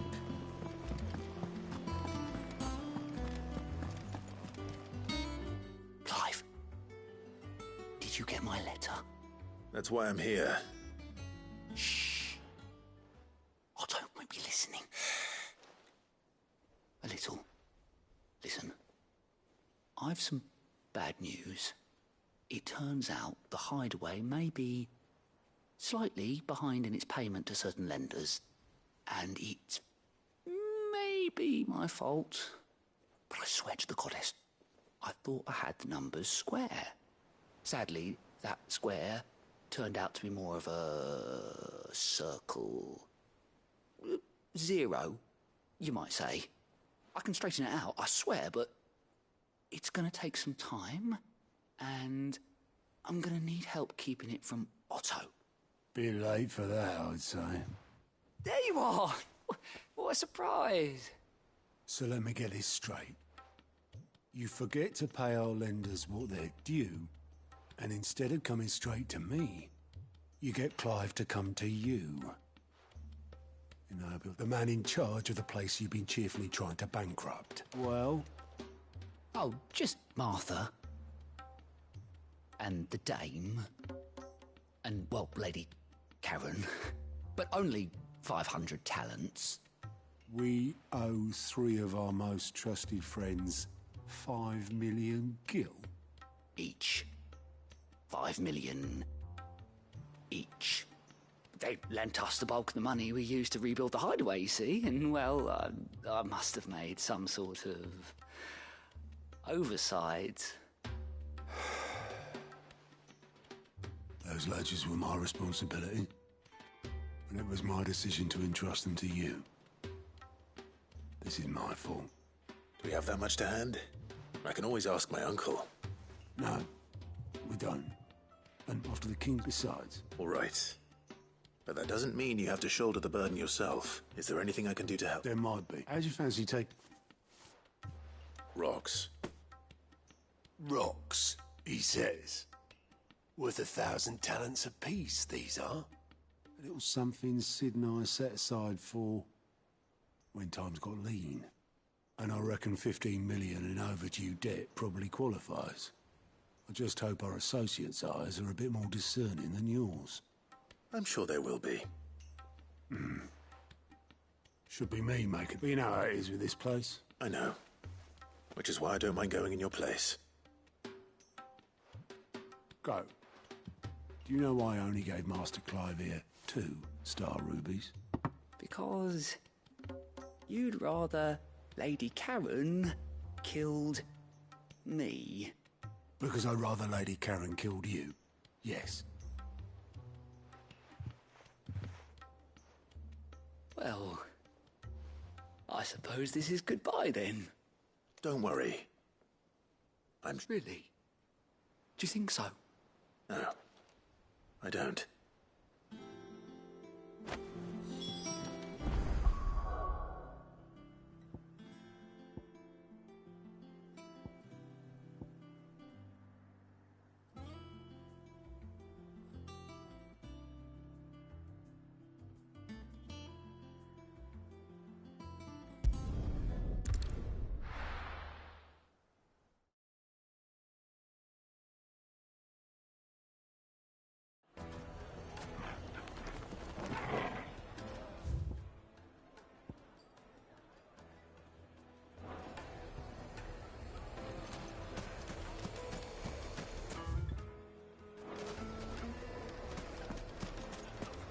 People take notice of wealthy men.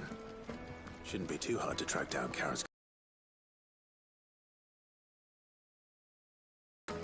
What are we gonna do?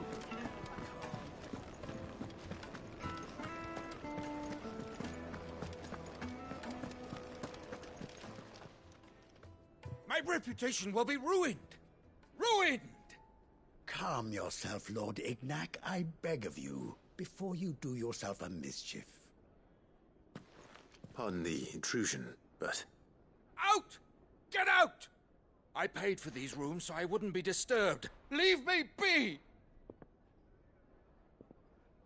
Please, allow me to apologize. His lordship is going through a difficult time. Radim! Get rid of the filthy oaf this instant! Very good, Lord Ignac. Would you mind stepping outside for a moment?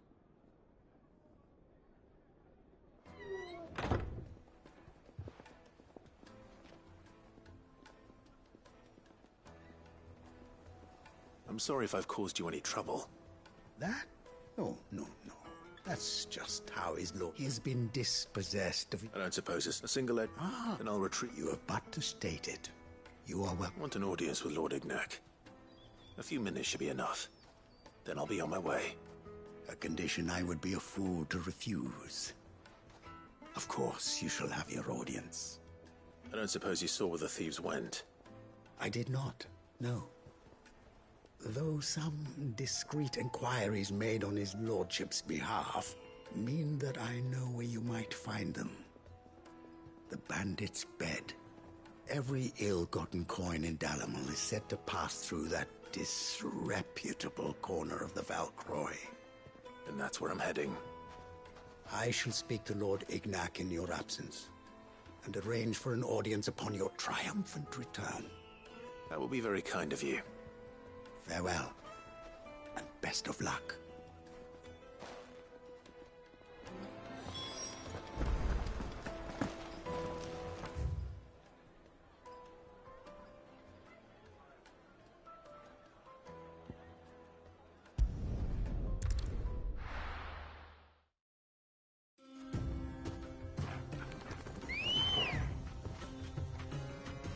Ready, go? Fly, Ambrosia.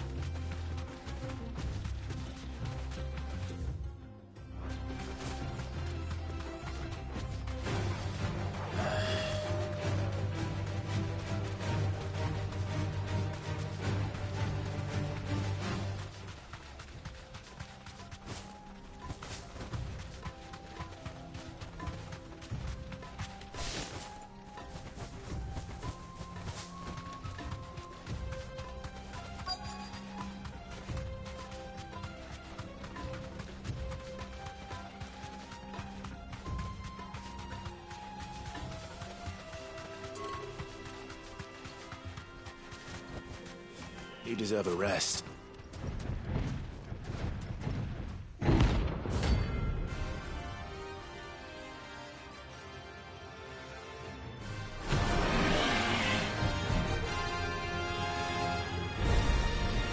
Well, Clive, it looks like you're gonna need an even bigger sword.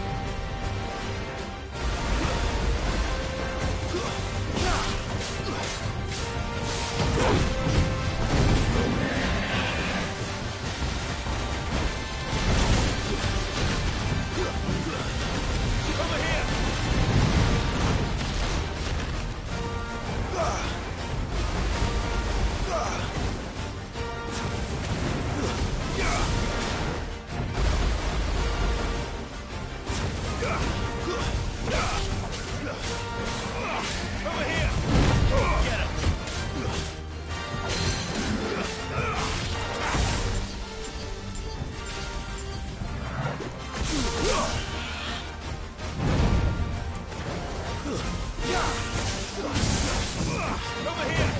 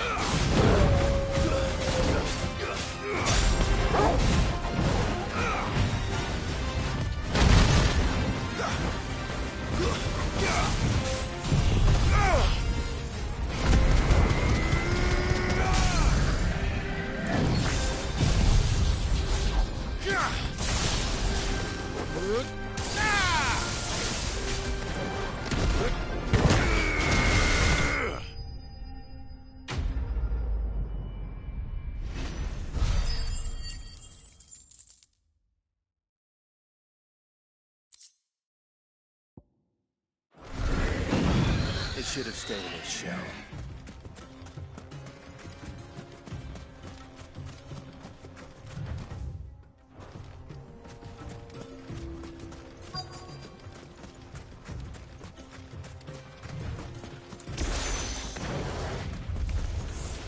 We've got company!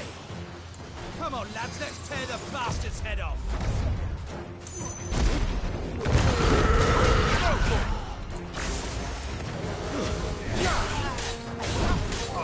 Over here! Stay down! Nice try. Go for it!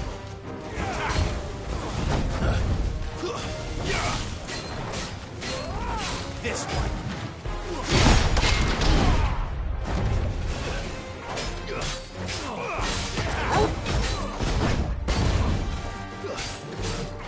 Go for it! Over here!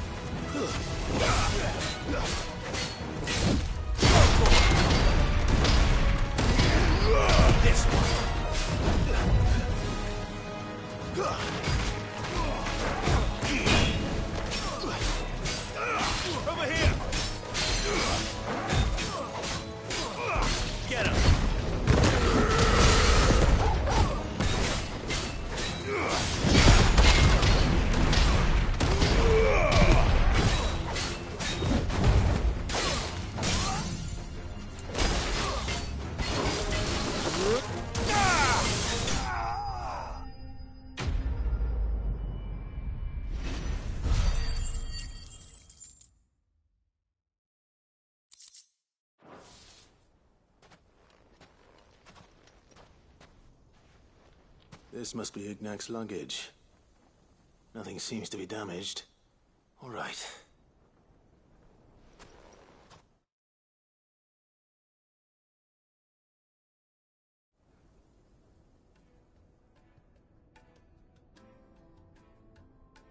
I hear I have you to thank for the return of my effects. What shall I call you, my good man? Wyvern. Glad to make your acquaintance. A formidable name indeed. Well, Wyvern, I appear to be in your debt. Redeem here tells me you wished for an audience. Is that all?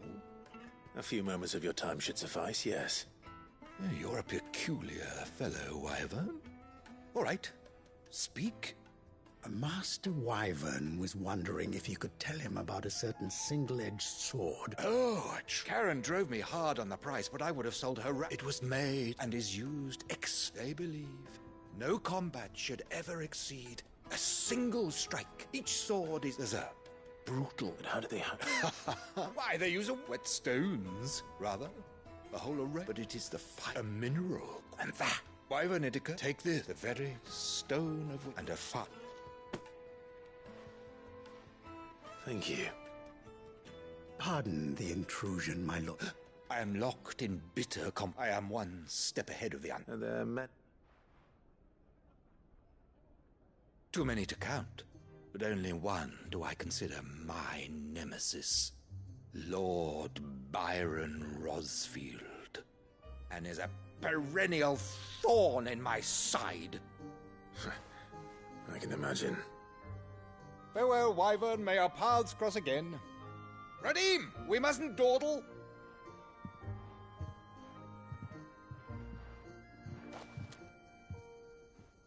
I think his lordship is rather taken with you, Master Wyvern. Coming, my lordship. I'll be right there.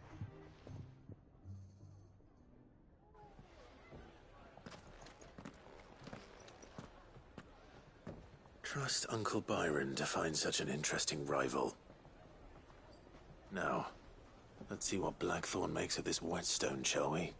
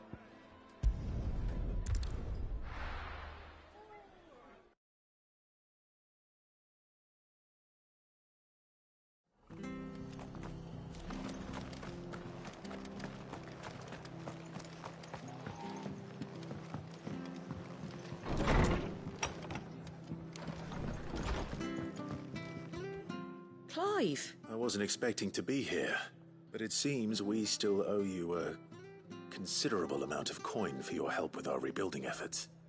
And though I doubt it's what you were expecting, we were hoping you'd take this as payment.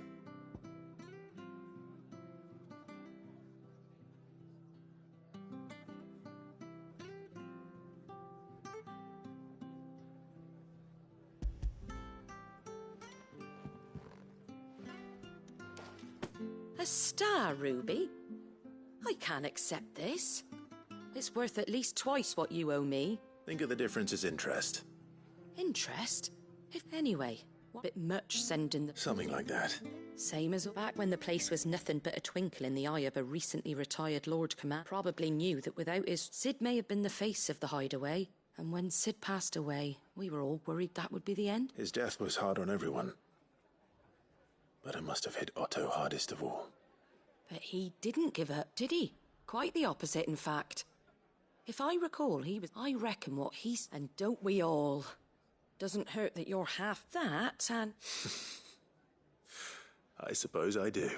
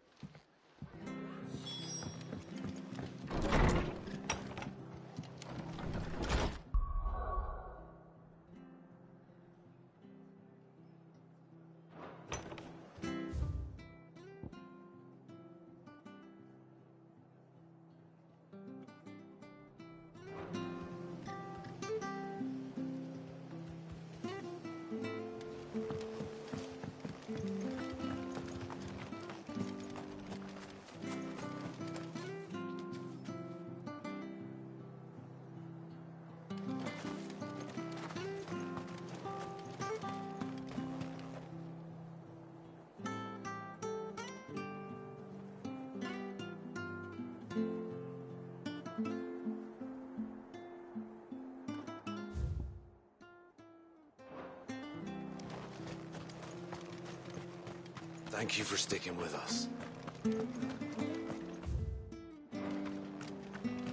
But the Empire have dragoons.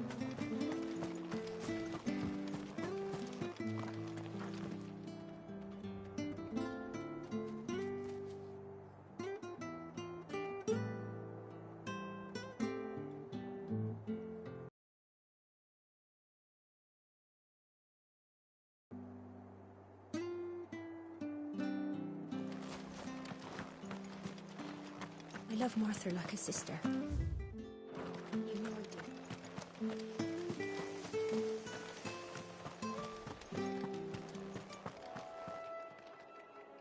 do.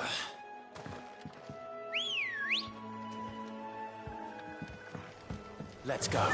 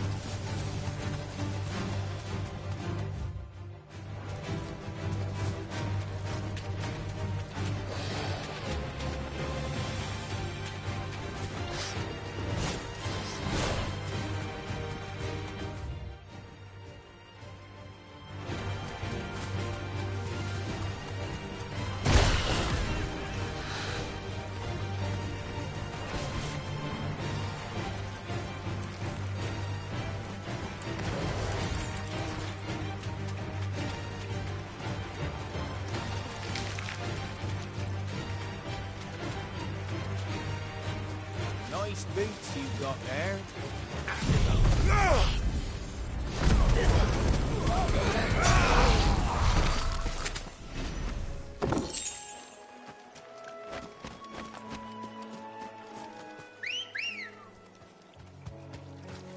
Good girl.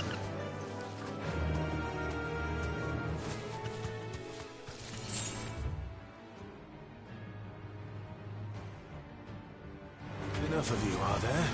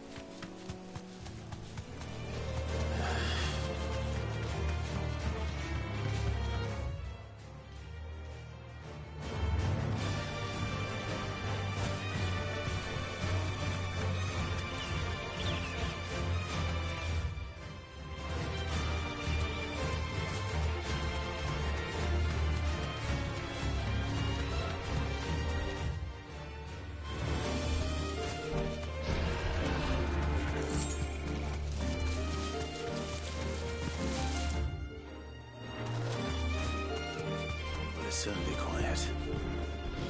If I were a giant antelope, it would seem like just the place.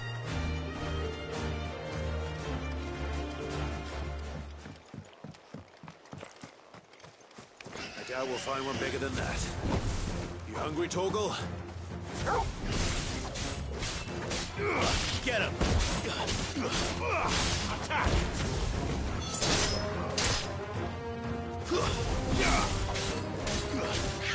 This one. Torgal, kill! Over here!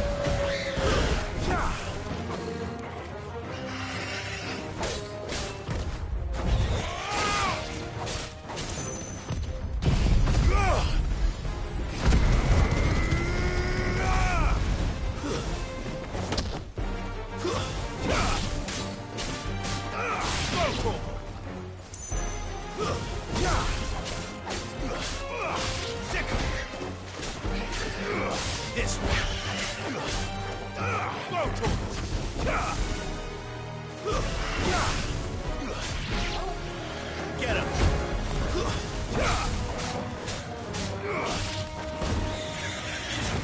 Over here! Too slow. Farewell.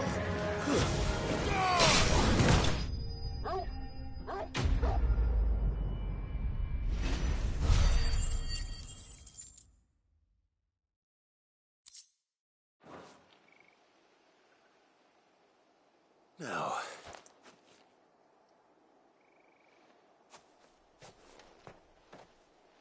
will it be enough, I wonder?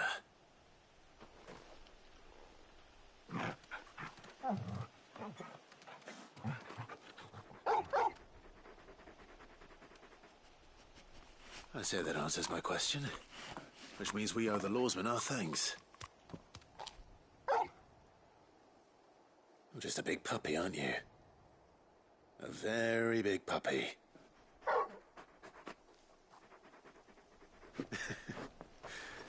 You do know you can take that with you, Torgal.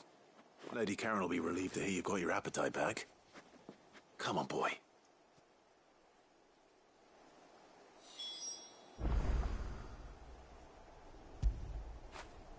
Get it, boy!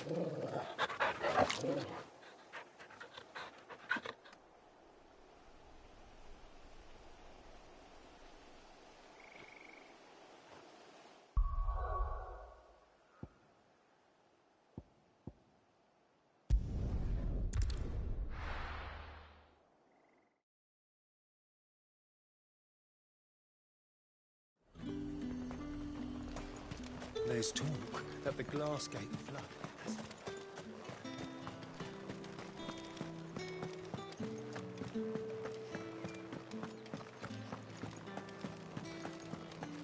Did you hear? The gates to heaven. I want to see you. What am I going to do without sweet water and oil of talc? Milady, I come bearing gifts. Gifts? Whatever is the occasion.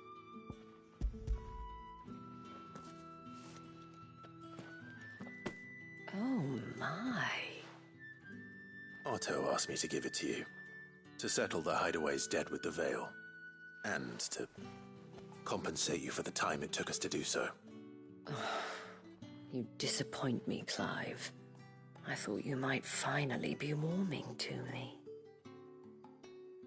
Tell Otto he can keep his baubles.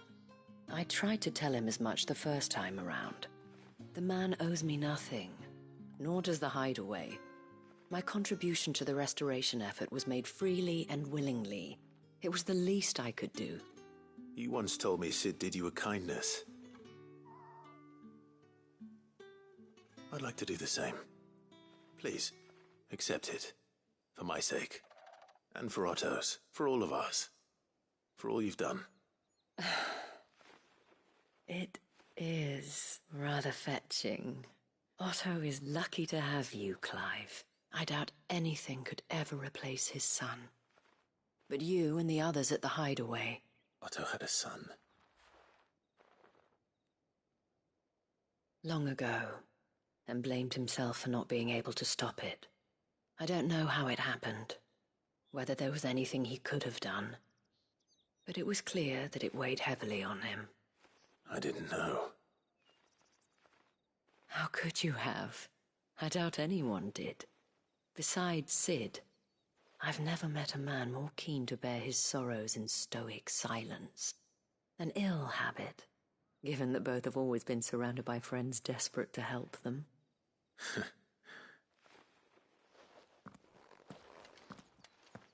Go will want to know the stones were delivered. If he's still with us.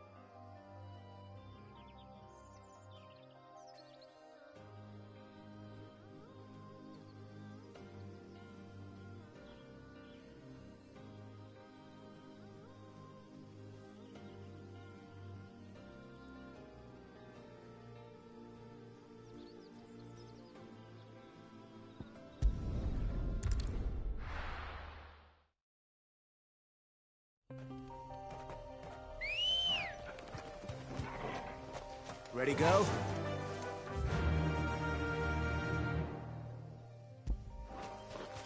Fly, Ambrosia.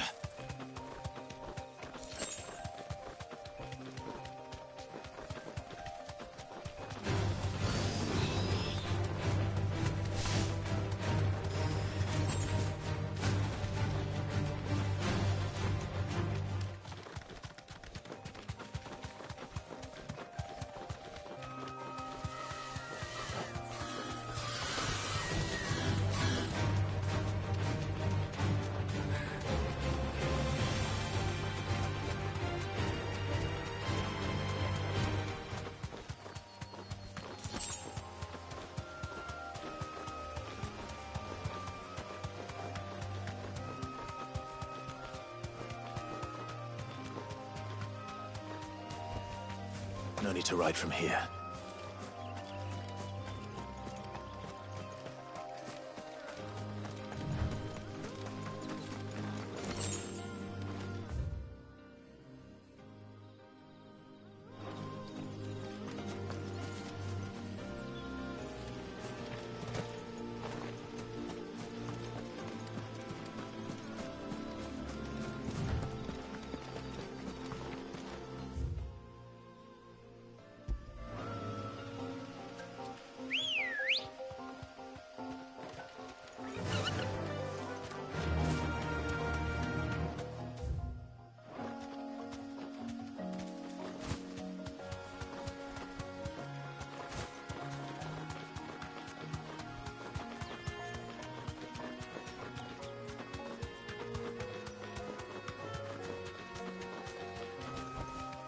I can walk from here.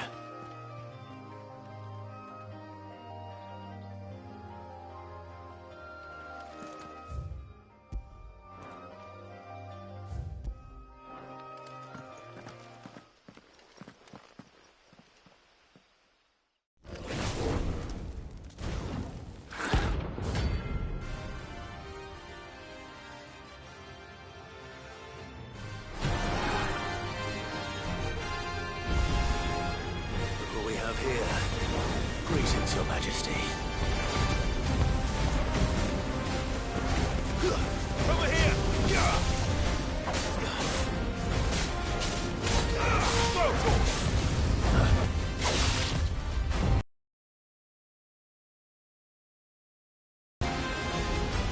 This one. Get him! Over here! This one.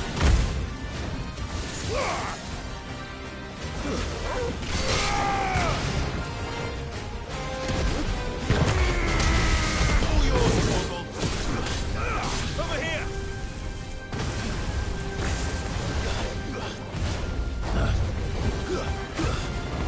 This one.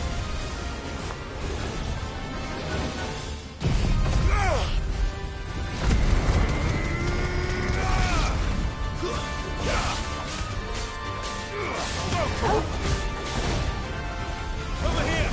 Votor! Attack! Votor! Second! Over here! Now, Torgal! Second! Over here! This one! Fuck! Votor!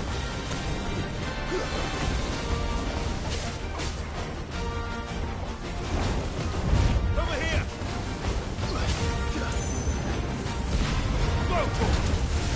This one! Over here!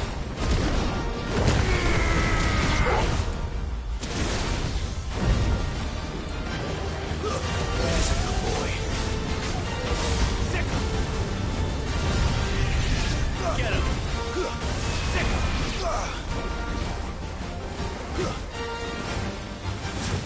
This one!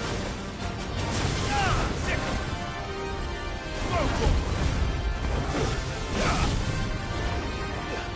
Vocal! Over here! Attack! Over here! Attack! Vocal!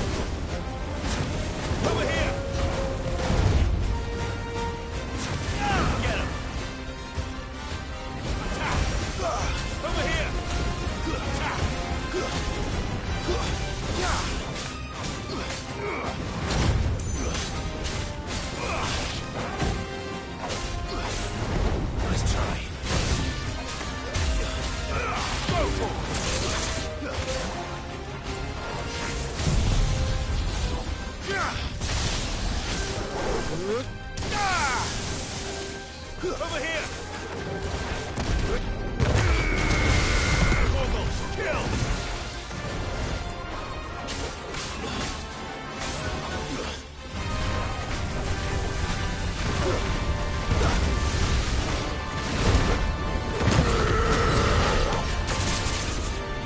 Get him!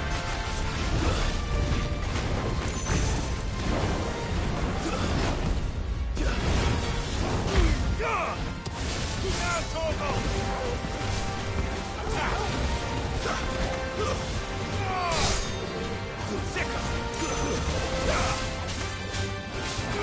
Get him!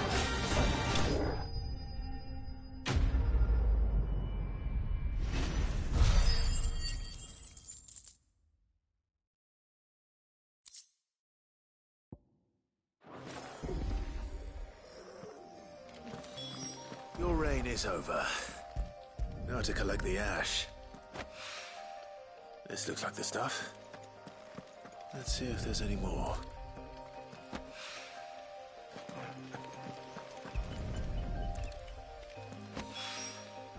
That should do it. If the wine needs more than this.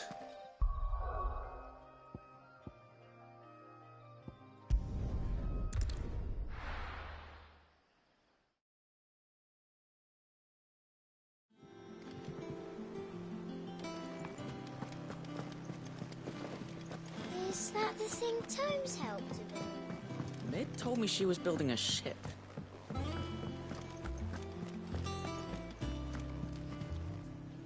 Goat. Still alive, I see. So Lady Karen accepted the ruby. Ah, about that. I tried my best, but she was just too stubborn to take it.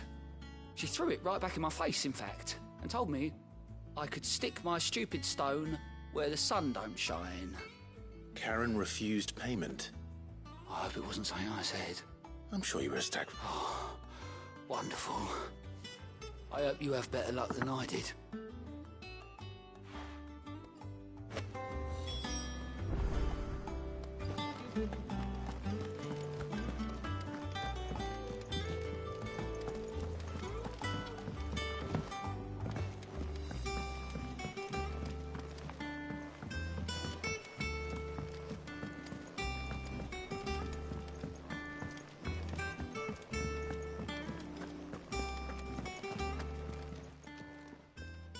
Lady Karen, Goat tells me you weren't happy with our offer. Would you prefer the debt was repaid in coin? What debt? I don't recall lending any of you lot me hard-earned gil. I may have tossed a talent or two in the Hideaway's coffers, but those were donations, and you can hardly call it charity if you go asking for it back. Of course not. But one good turn deserves another. And our circumstances have changed. Surely you wouldn't shun the gratitude of a pauper who happened to have become a prince. Oh, so you're a prince now, are you? Fine.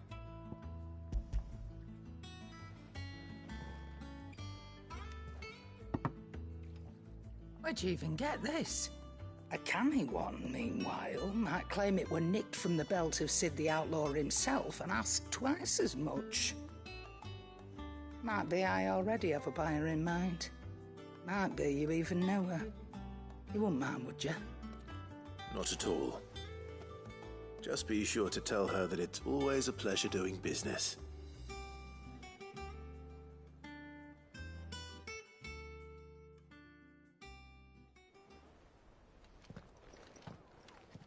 I hear you ended up delivering all... Thanks to this, I sometimes wonder what... Speak... Oh! So you remember what's owed to you, then? Get your ass behind that disc of yours and don't get up before those ledgers are square. Right away.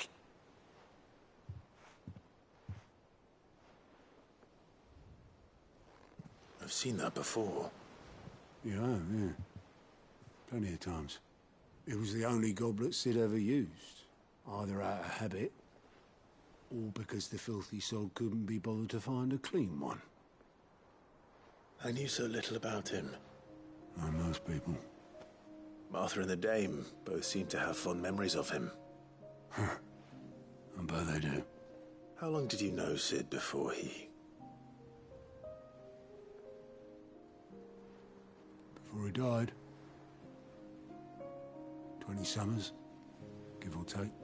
Back in the day, I was a purser on a trade ship, which is where I met him. He bought passage to... We set up drinking island rum till the morning bell dragged me back to my duties. Quit my post not long after that. On account of making a fine maiden's belly fat. But me and Sid stayed close, promising we'd one day sail the seas again. That was... before fate stepped in. The magic woke inside my son soon after his first name day. And there was no hiding his knack. Couldn't you and your family have... My family were the ones who summoned the constable. Wanted the monster taken away. I couldn't turn my back on him. Forget what I felt. And I couldn't for the life of me understand how they could. Luckily, it was him who stood beside me when all I wanted was to tear up. Him who cried for me when I had no tears left of my own. Him who swore he'd do everything he could to stop it from happening again. And he was true to his word, too. Left the Royal Army once and for all. His ranks, his ribbons, gone. Just like that. Threw away everything he had. I knew then I'd follow that man to the ends of the earth.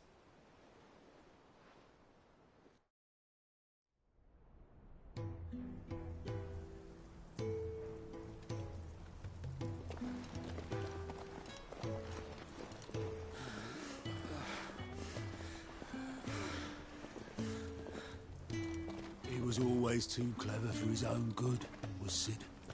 Saw the world for what it really was, while the rest of us were content to go along with the lie we were shown. And it can't have been easy, bearing that burden alone.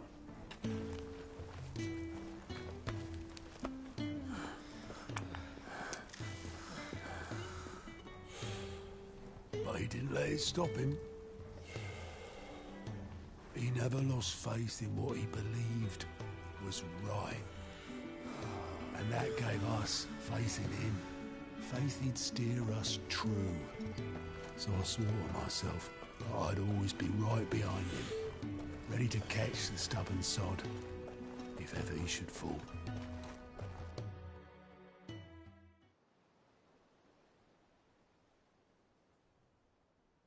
But I couldn't even do that.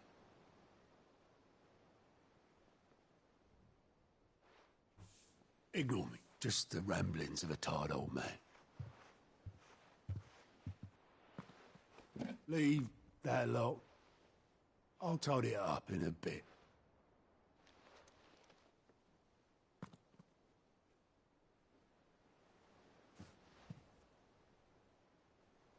This is Sid's handwriting.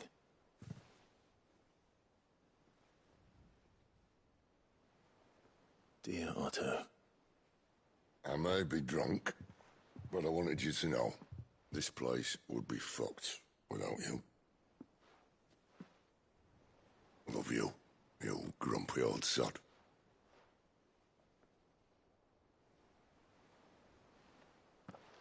This note. Hmm? What about it? Sid was right. Without you, we'd all be lost.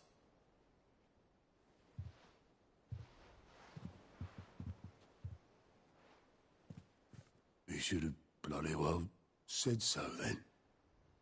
Just once. Before he went.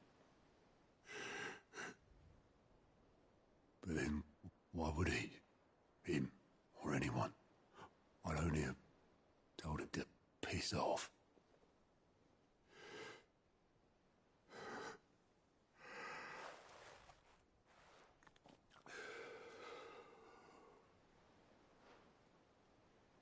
You're wrong, though. Both of you. It was never just me keeping the hideaway afloat.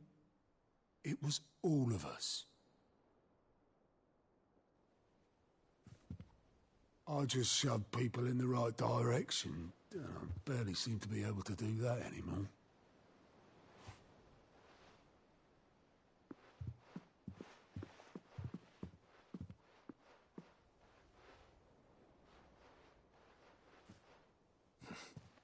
Would you rather goat at the helm?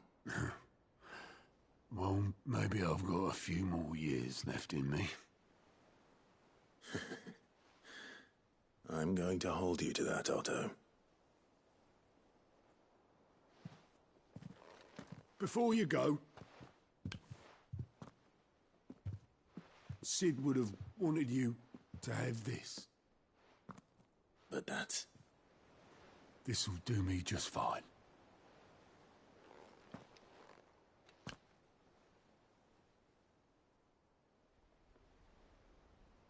Thanks for the ray of sunshine.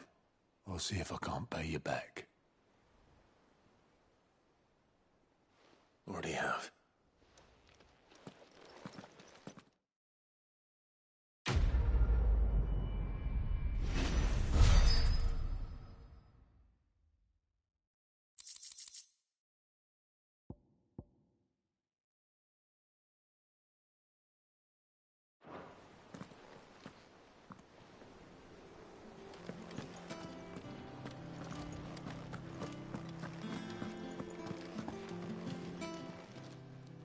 Oh, I wasn't expecting you back.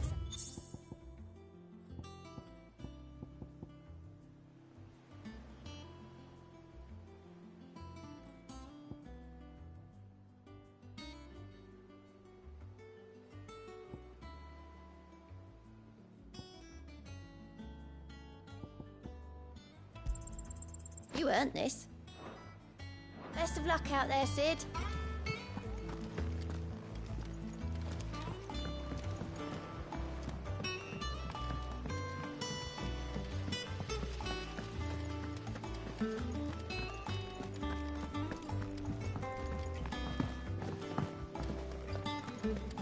I think Mid might need some help.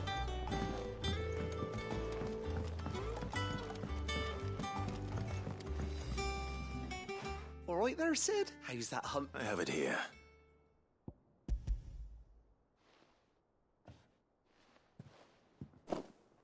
That's the stuff. And plenty of it, too. You're a gent, Sid. Right then.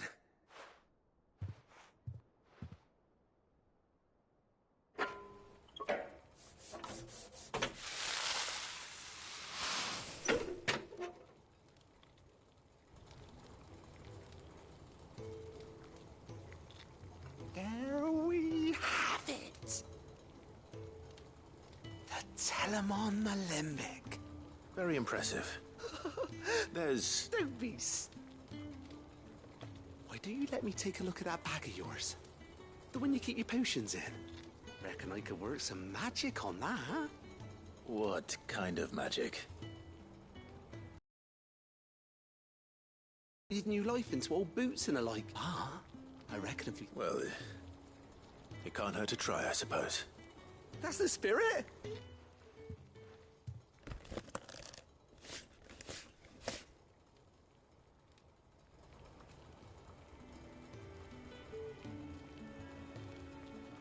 Well, what do you reckon?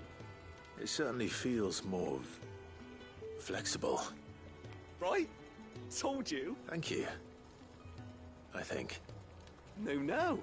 Thank you for supporting Mid and the rest of us in our endeavors. Without you, we'd never have been able to discover wonders like that stuff I rubbed on your bag. And I'm telling you, there's plenty more where that came from.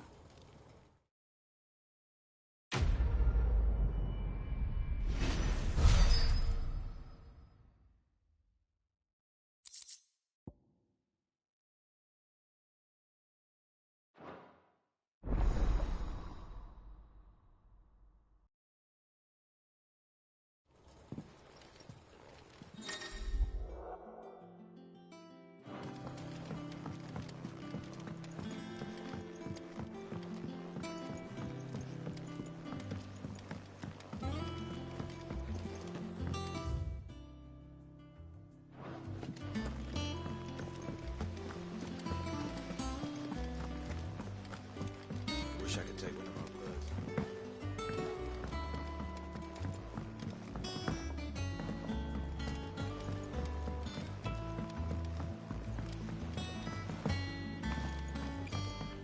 I went up to give some greens to the drop.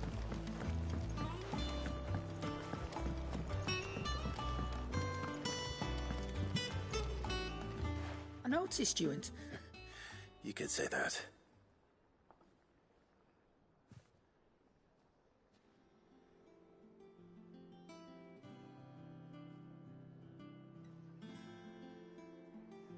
So, Molly's leftovers weren't good enough, eh?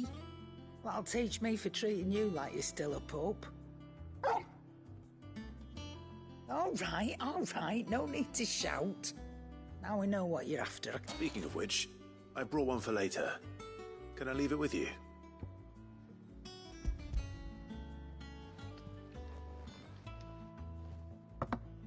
You can, aye.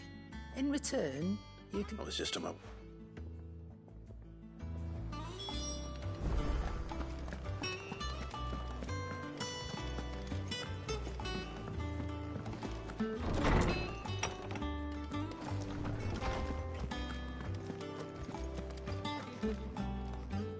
Ah, Clive. Were you able to locate your quarry? We were indeed, Lawsman. You pointed us in exactly the right direction. And Torgal's been a very happy hound ever since. Very good. Lady Carenson. Ah. Do you recall our conversation concern? About how she somehow woke the power within him. Precisely that. A reasonable conclusion, I thought. But one which raised certain questions in my mind. You see, the Fenrir of legend served Shiva and Shiva alone. And while the powers attributed to him are certainly impressive, the records imply they are somewhat different in nature to those you described Torgal as having used. What are you suggesting? That Torgal may be the beneficiary of more than one icon's power. Consider that in addition to Lady Jill, he has served as a loyal companion to you, your brother, and even the late Cid. In short, the icons hitherto near at hand, or should I say at paw, have been diverse and plenty, and that number has only grown as the realm's dominance have fallen to your sword. One can but speculate as to how all of this has affected Torgal. He has seemed more fierce of late. And if I'm not mistaken... Oh, he's more than an ally. He's a friend.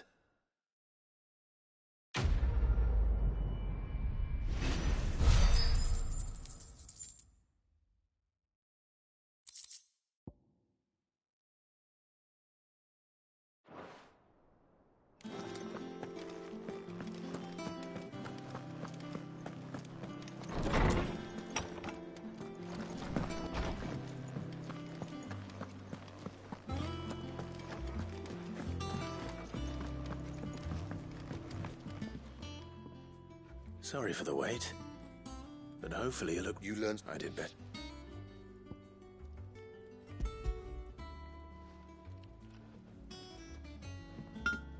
A whetstone? Yes. But not one you'll find anywhere in Valisthea.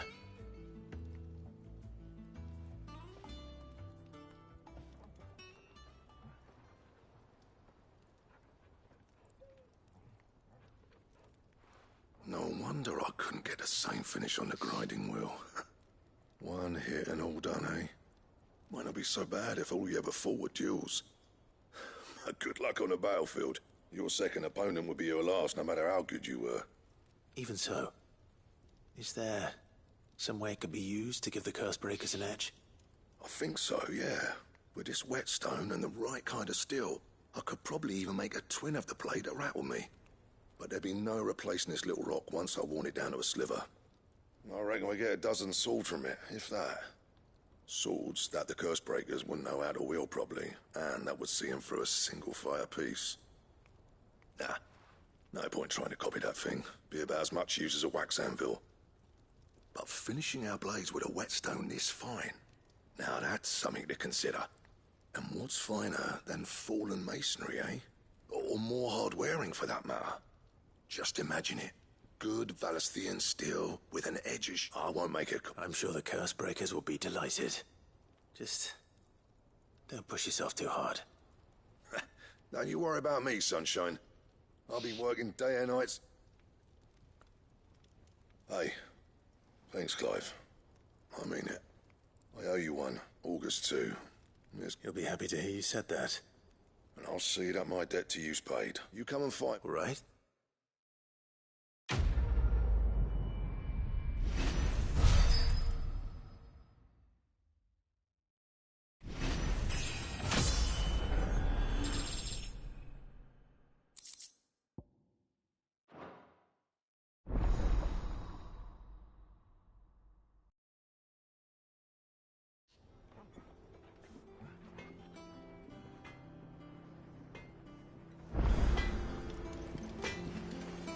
Clive.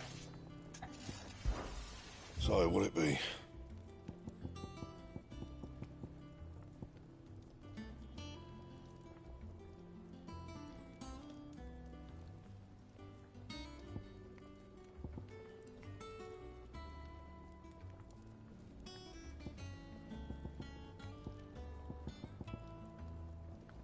And? He cracked the crystal too.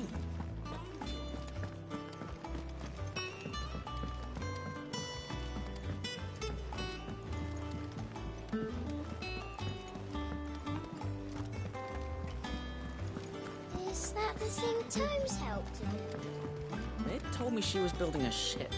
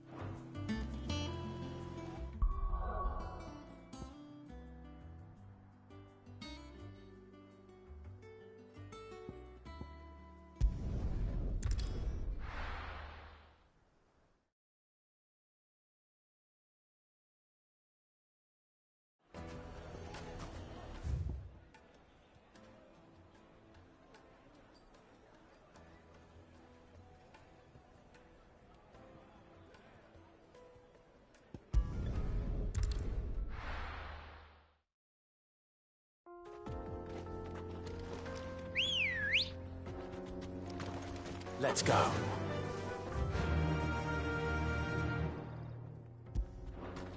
Run like the wind.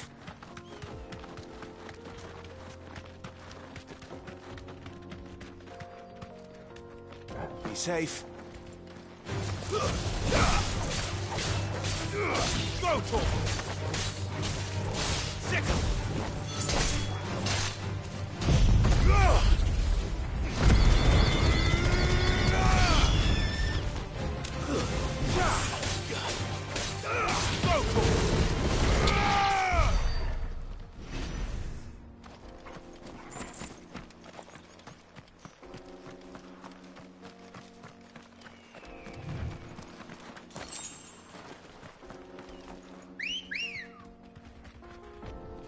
Ready, go? Fly, Ambrosia.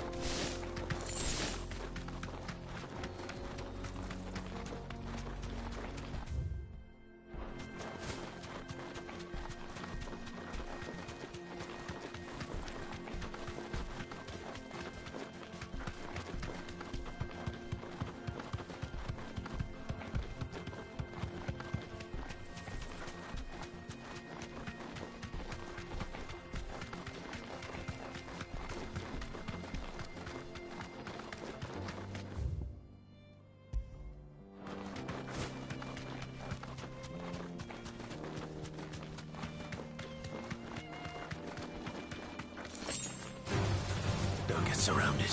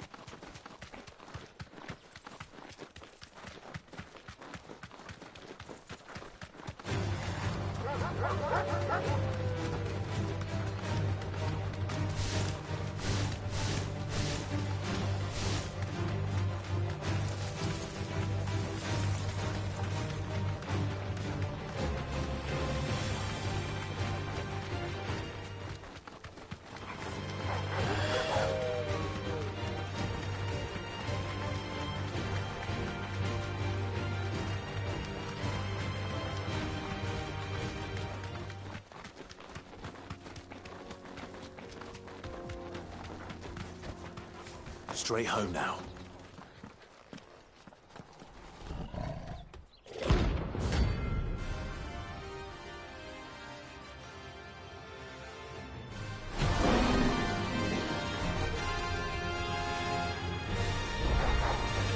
Playtime for the pack, is it? Let me introduce you to mine.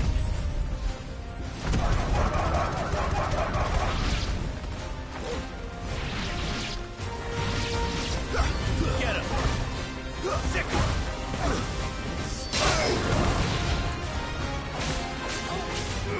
This one! Over here! Get him! Sick!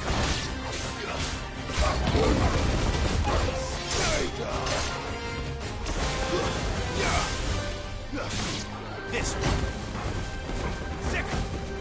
Over here!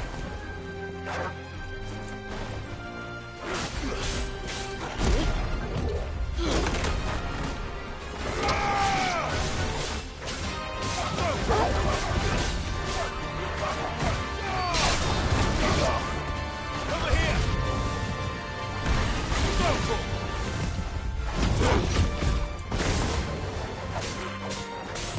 Nice try.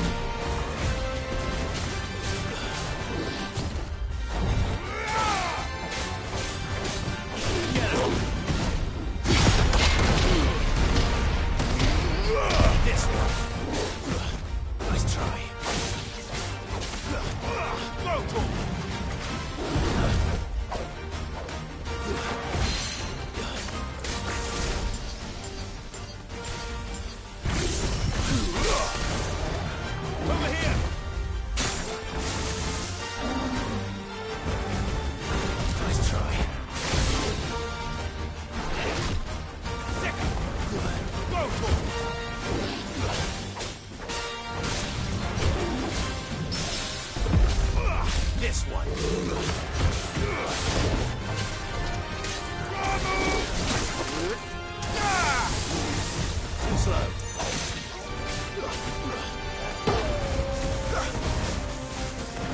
Soil and stone!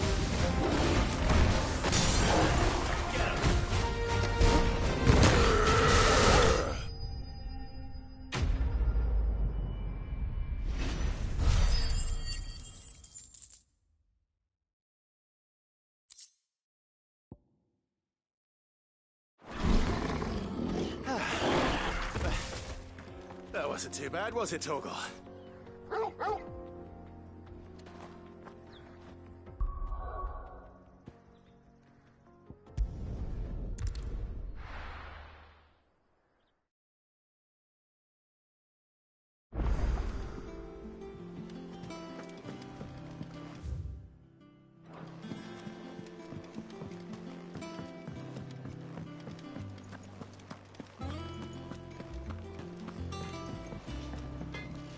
What do you need? Good bloody riddance. Mine include. What do you want?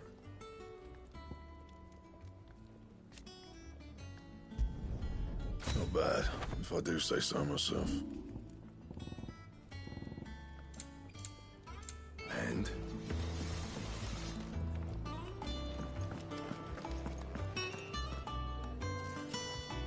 He cracked crystal too?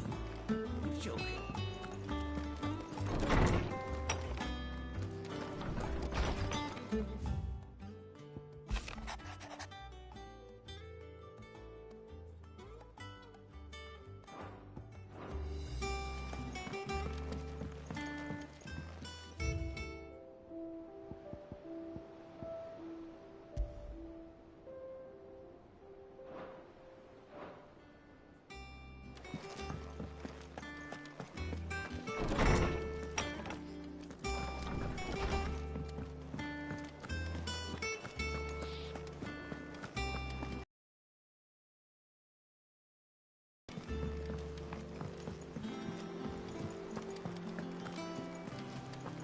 Is that the thing Tomes helped to build? Mid told me she was building a ship.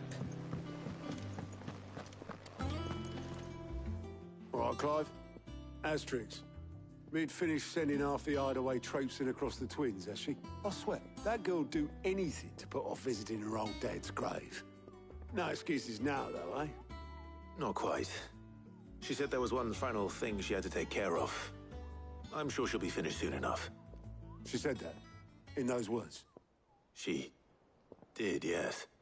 Clive? Were you born yesterday or something?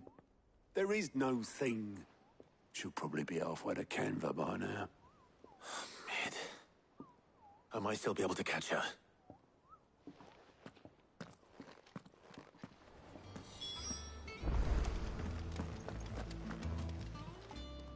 Welcome to the Patron's Whisper. Is everything we've received and everything promised? You earned this. All yours. Here you are. All yours.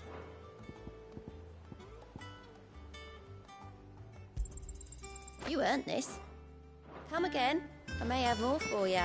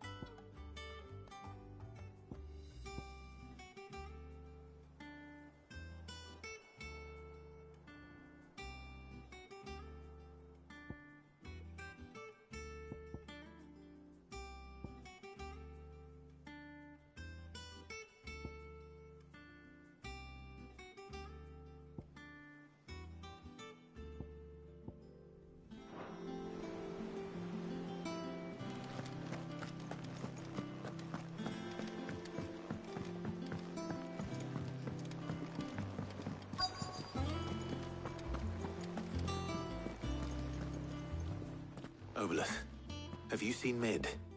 Yep. In a boat, going that way. Then I'm too late. You in a hurry at all, are you? Oh, I offered to take her across, but she wouldn't wait. Just paid for a dinghy and rowed off. Oars going like the clappers. Got some life in her, ain't she? But anyway, I was on my way up to see you, as it had got a urgent, I'd have said. Thank you, Oboleth. Don't mention it. What tidings, Uncle?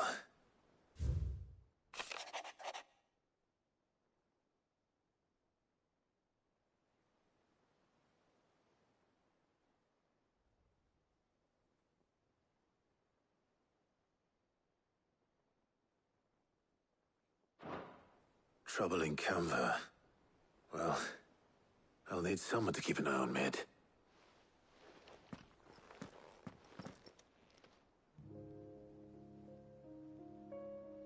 So what? Mid got us to do all the dirty work and then just sailed off into the sunset? It, seems that way. Well, nothing we can do about it now.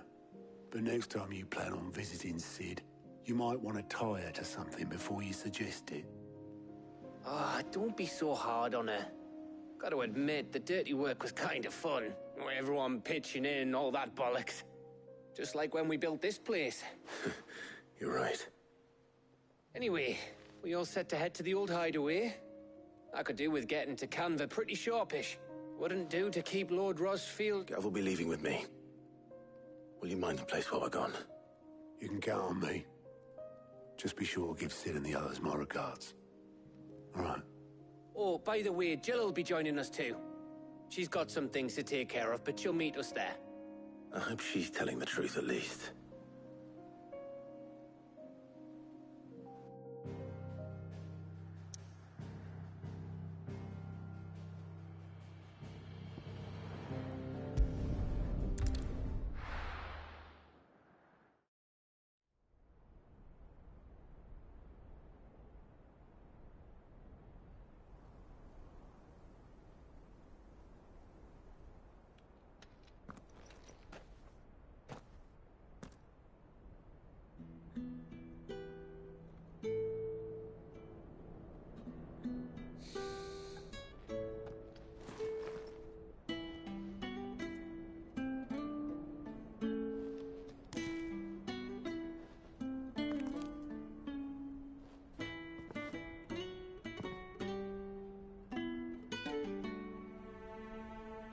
Well, Sid, I remember what you told me. That if no one is listening to what you have to say, you may as well not say it.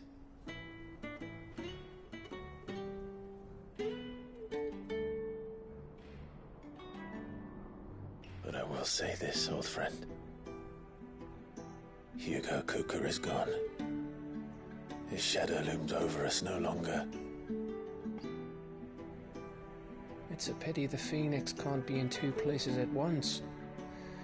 If he'd have been with us, maybe he could have done something for the lost. Not even the Phoenix can bring people back from the dead. Life has a beginning and an end. So we must live while we have the chance.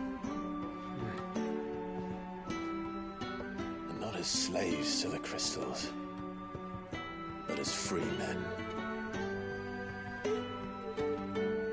May we join you?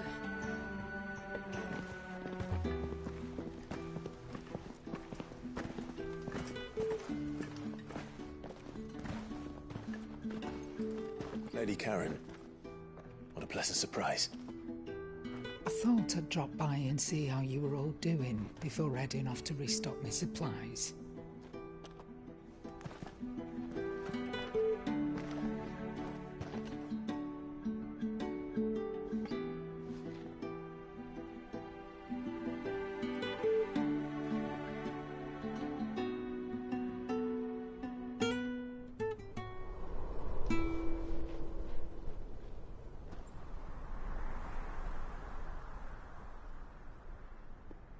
wasn't the most scenic view back then, but it were never as bad as this. I know. The Blight marches on. And soon, there'll be no escaping sights like these.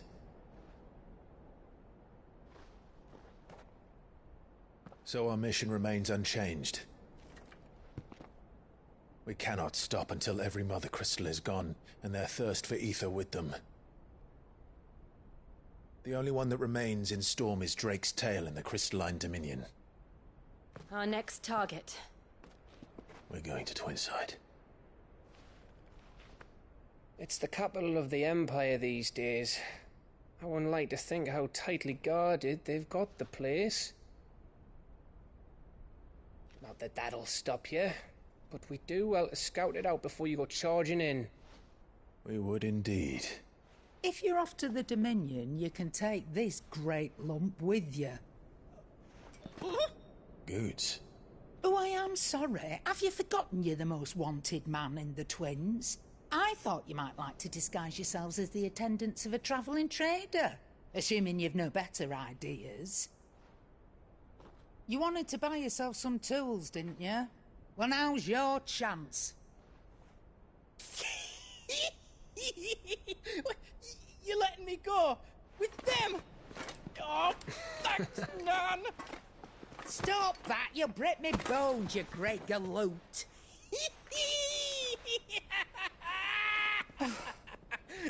There's a caravan that runs back and forth between the Dominion and the Bocklad markets. It's managed by the Merchants Guild. Just show them Goots' traders pass and you'll be on your way.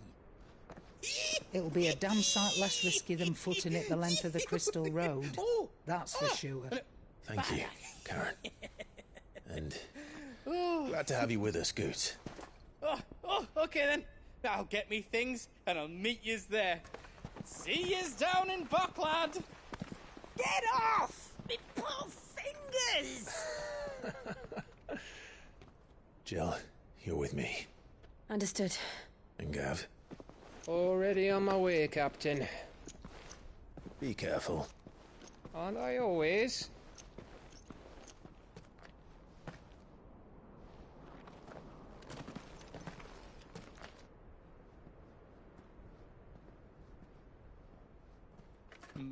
Do you see that, Sid? Your protege's making a proper little outlaw of himself.